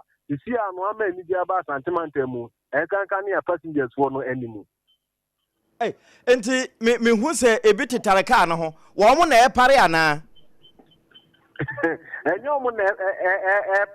to be frank, maybe make sense say, almost you want to prove no, and the National Security Task Force, I imagine so no Casana one Tiasia, and you won't be to Candia, into Omotana, one Tiasia, or coming at the Beppo. Now, a banner, a passenger for no, a bew or your castle or Muntia or Hakra, Wobetia, no almost I offended, Anna. Hey, Apam, and no, dear.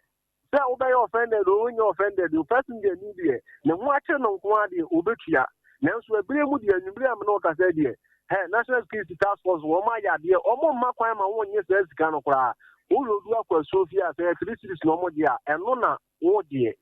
Then I will do almost so for Munkosi and Pame, Boshay, no one's not taught to us, so it's straightforward. Won't just hear the any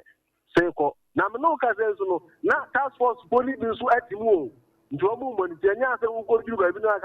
men are the kinds of my guy. Into a moment, you trip, I say. And China not the chair Coninano. The operation because we are not discipline crabba. I think I do with you, Mukama. Bomo, ya better as a Kosovo and idiot.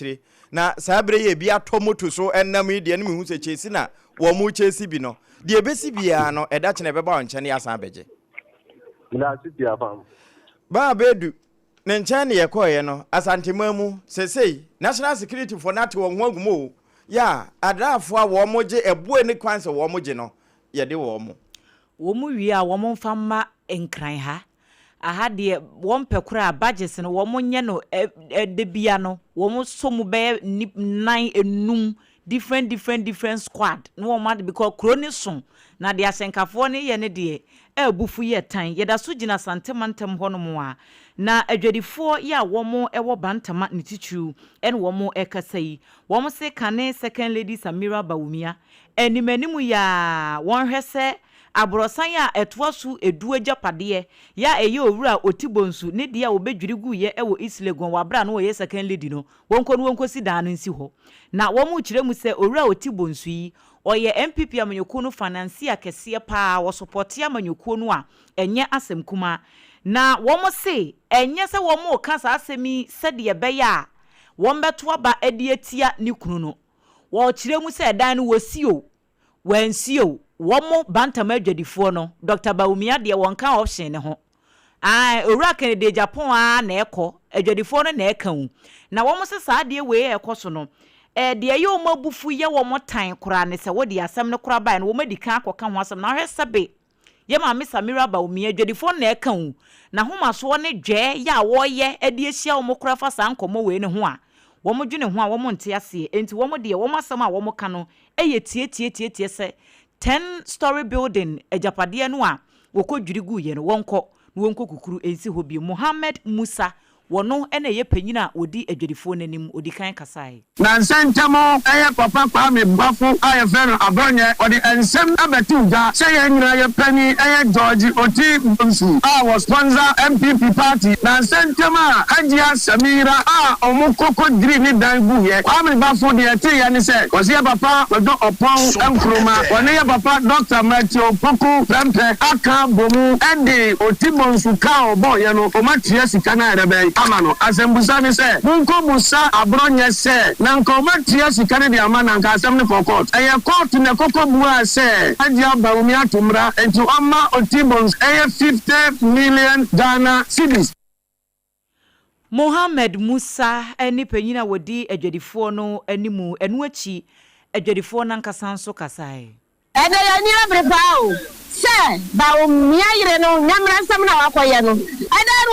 wakosio onkuru yenya no mo ni na ho na ye wura no kanede ya bo yimi ni no so me fena sempa ye mo no na wonu ya ye miye wondre ni pa ho oba bu aye emre wafo ye bro adwadifo ma ye wo asantema wa ye ni abriye ne papa Otibonsu na papa yetimi abre ni mo jani akosifie ewo Islegon na ye mami Samila atimi abu efie maku 10 atwaguo abra no wa ye second lady atimi de adwadifo ne de akanyira ne se sa mami no ba be ye first lady a ahwe asantema fo ye ni ayetimi abre enya japade no mami ni mediri ni nyagu enti wei eye emadwadifo ni bi ewo Bantama market ena yete wo mo enka no ba wa bedu adaroma ena yensa ka amani boyi na pani kwanchafo a wono ena da Data Protection Commission no yewura Arnold Kavapuo wono na ka say wo kire say wo mo de nhihye foforo kra egu kwan mu sane ya say wo bi wo wa the AI artificial intelligence no wo de anwene asem no wo de abeto ntentan fidie no so na manfo agedi na ye da kra bi wo abosirem kapa no wo de abeto no wa kasa ne wo asem ni sikura no wo ho no wani ho bi no nanso Sadi we nyina no ya hwe ye bebo man na bokuru no enu nti wam ne hye agu akwan mu a won be yi sa ne ma we nyina e de afri ho. One of the things is that the ministry is actually coming out with specific regulation that looks at misinformation and disinformation there. So that's currently being designed, and that's because there's a recognition that perhaps at the time when the Data Protection Act was passed in 2012, nobody knew that you could take a dictionary version of a person and superimpose it and actually get it to act as if it's in a live environment. Getting very realistic. And a lot of people can even tell the difference between what is an AI-created image or video and what is the actual one. We now wapa Data Protection Week 2026 want to ma wankran ha ena executive director edema Data Protection Commission no Dr. Arnold Kavapuo wodi nsem we tu dwa wo wie ye pe ena so fa be de eche hwenkita wodi nsem so eya Dr. Mohammed Adams so no so de kakra to so no chese no kura wakane sei. The reception to that campaign has been encouraging. It's reached millions of citizens across the country through radio, televisions, print, and digital platforms. And it helped deepen public understanding that privacy is not abstract, but personal, practical, and relevant to daily life. The impact of the effort has reinforced the importance of sustained public education as the foundation for compliance and trust. It is therefore fitting that Data Protection Week 2026 builds on this momentum. Sir Ghana fo benya gidie no ma hunu sampa wa mo niam ya gigi se information no de akudu data no hu nyina no ye gba ho ban ye pa no am de aresemu shemu a ebekwa ye pa na we ayo so fa be de echi we nkita de nsam so e wa man Ghana mu odonyamfo Mohammed Adam Suparu wono na de nsem we atudwa ene ye firi Ewra Suparu de hu a ma yanko honorable Christopher Ade na boboa no wono ena kane no ye mrase bedwani ma de hia wono wo bibia ni anwea so bekwai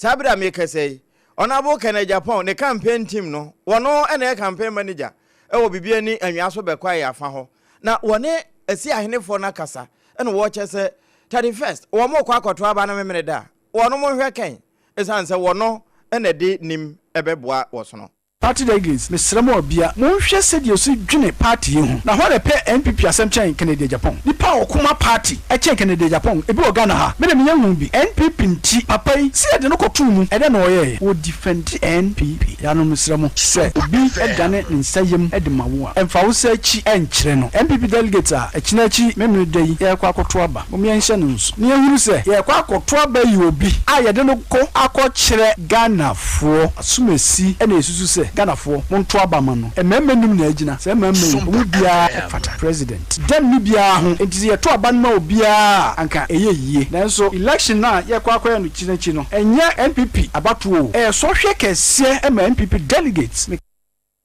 eno eye honorable Christopher Ade kane bibia ni anwea so bekwa amra hye bedwani wono ene ye campaign manager edema Ewra Kenya Japan ne campaign no wono mo ye wo bibie ni anwea so bekwa na sen ho serefo a ene wo sere kire no obetimi asere e de a kire wo serefo a na the Leicester company wono mo ya toothpaste no bi ene brush na twi usen e ba ne sa e ma sen ye fe se ye white ne no ana total care no ana e bia na ye heba no a ene kum kaka no e wo ba bia ye ton ade bia just hot kenke eno ene de udi a typhoid nyawo na sempo ebie nyawo a udi ebetimi akokumomoa no esanse nde ehyehyehye 3 Ghana cedis wode matufo entika ho commercial bank dan no de ewo dome no ekire ho ape na abenya won makobi a wo beye enkwan bi abeye se onga nimu a wo mbewie atoto ntasuo saa na onga wo mu a anhwe a wo mbewie awe wonsa eno nti FDA de won setampati mu so se wo ye chinchinka no wo ye nkwan na bomu a wo hia onga na waye onga nkwan pa awie na esi ho na nipa ntimi nni no wo yade wo hia time heba mixture oba pa time no Dr. Tafrija na ayo malaria duro no no wonu mato wa duro no no honam nyina ye wo ya time heba mixture ene beje wo de echechine ka ho de ete se de wakuma wo atwaniti de aka eye homa ye kase time da so ye dan ye ho tiawa na fe ye de amana ne de abere wo no poku ase mayira ana abu akwa agogo kogogo yare wo madam anti ye dan ye ho aba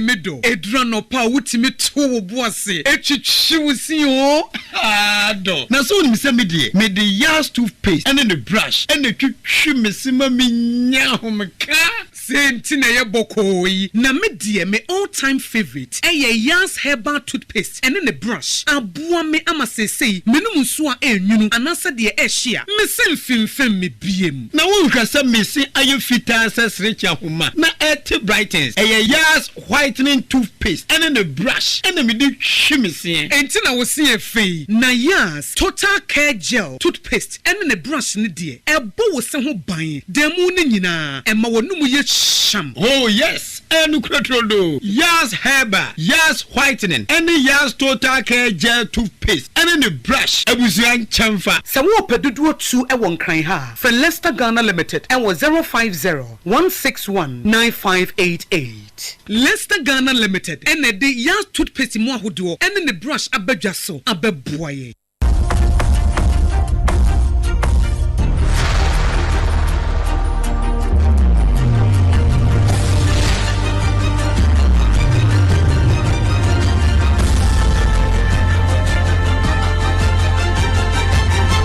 SOMPA TV Emma Akatuapa nokre Emma Akatuapa edensam no kwa akopie mu e wo fa kuro America na American fo wo mo so wo ne Dr. Tedros mo WHO wo mo to nkwanta wo mapai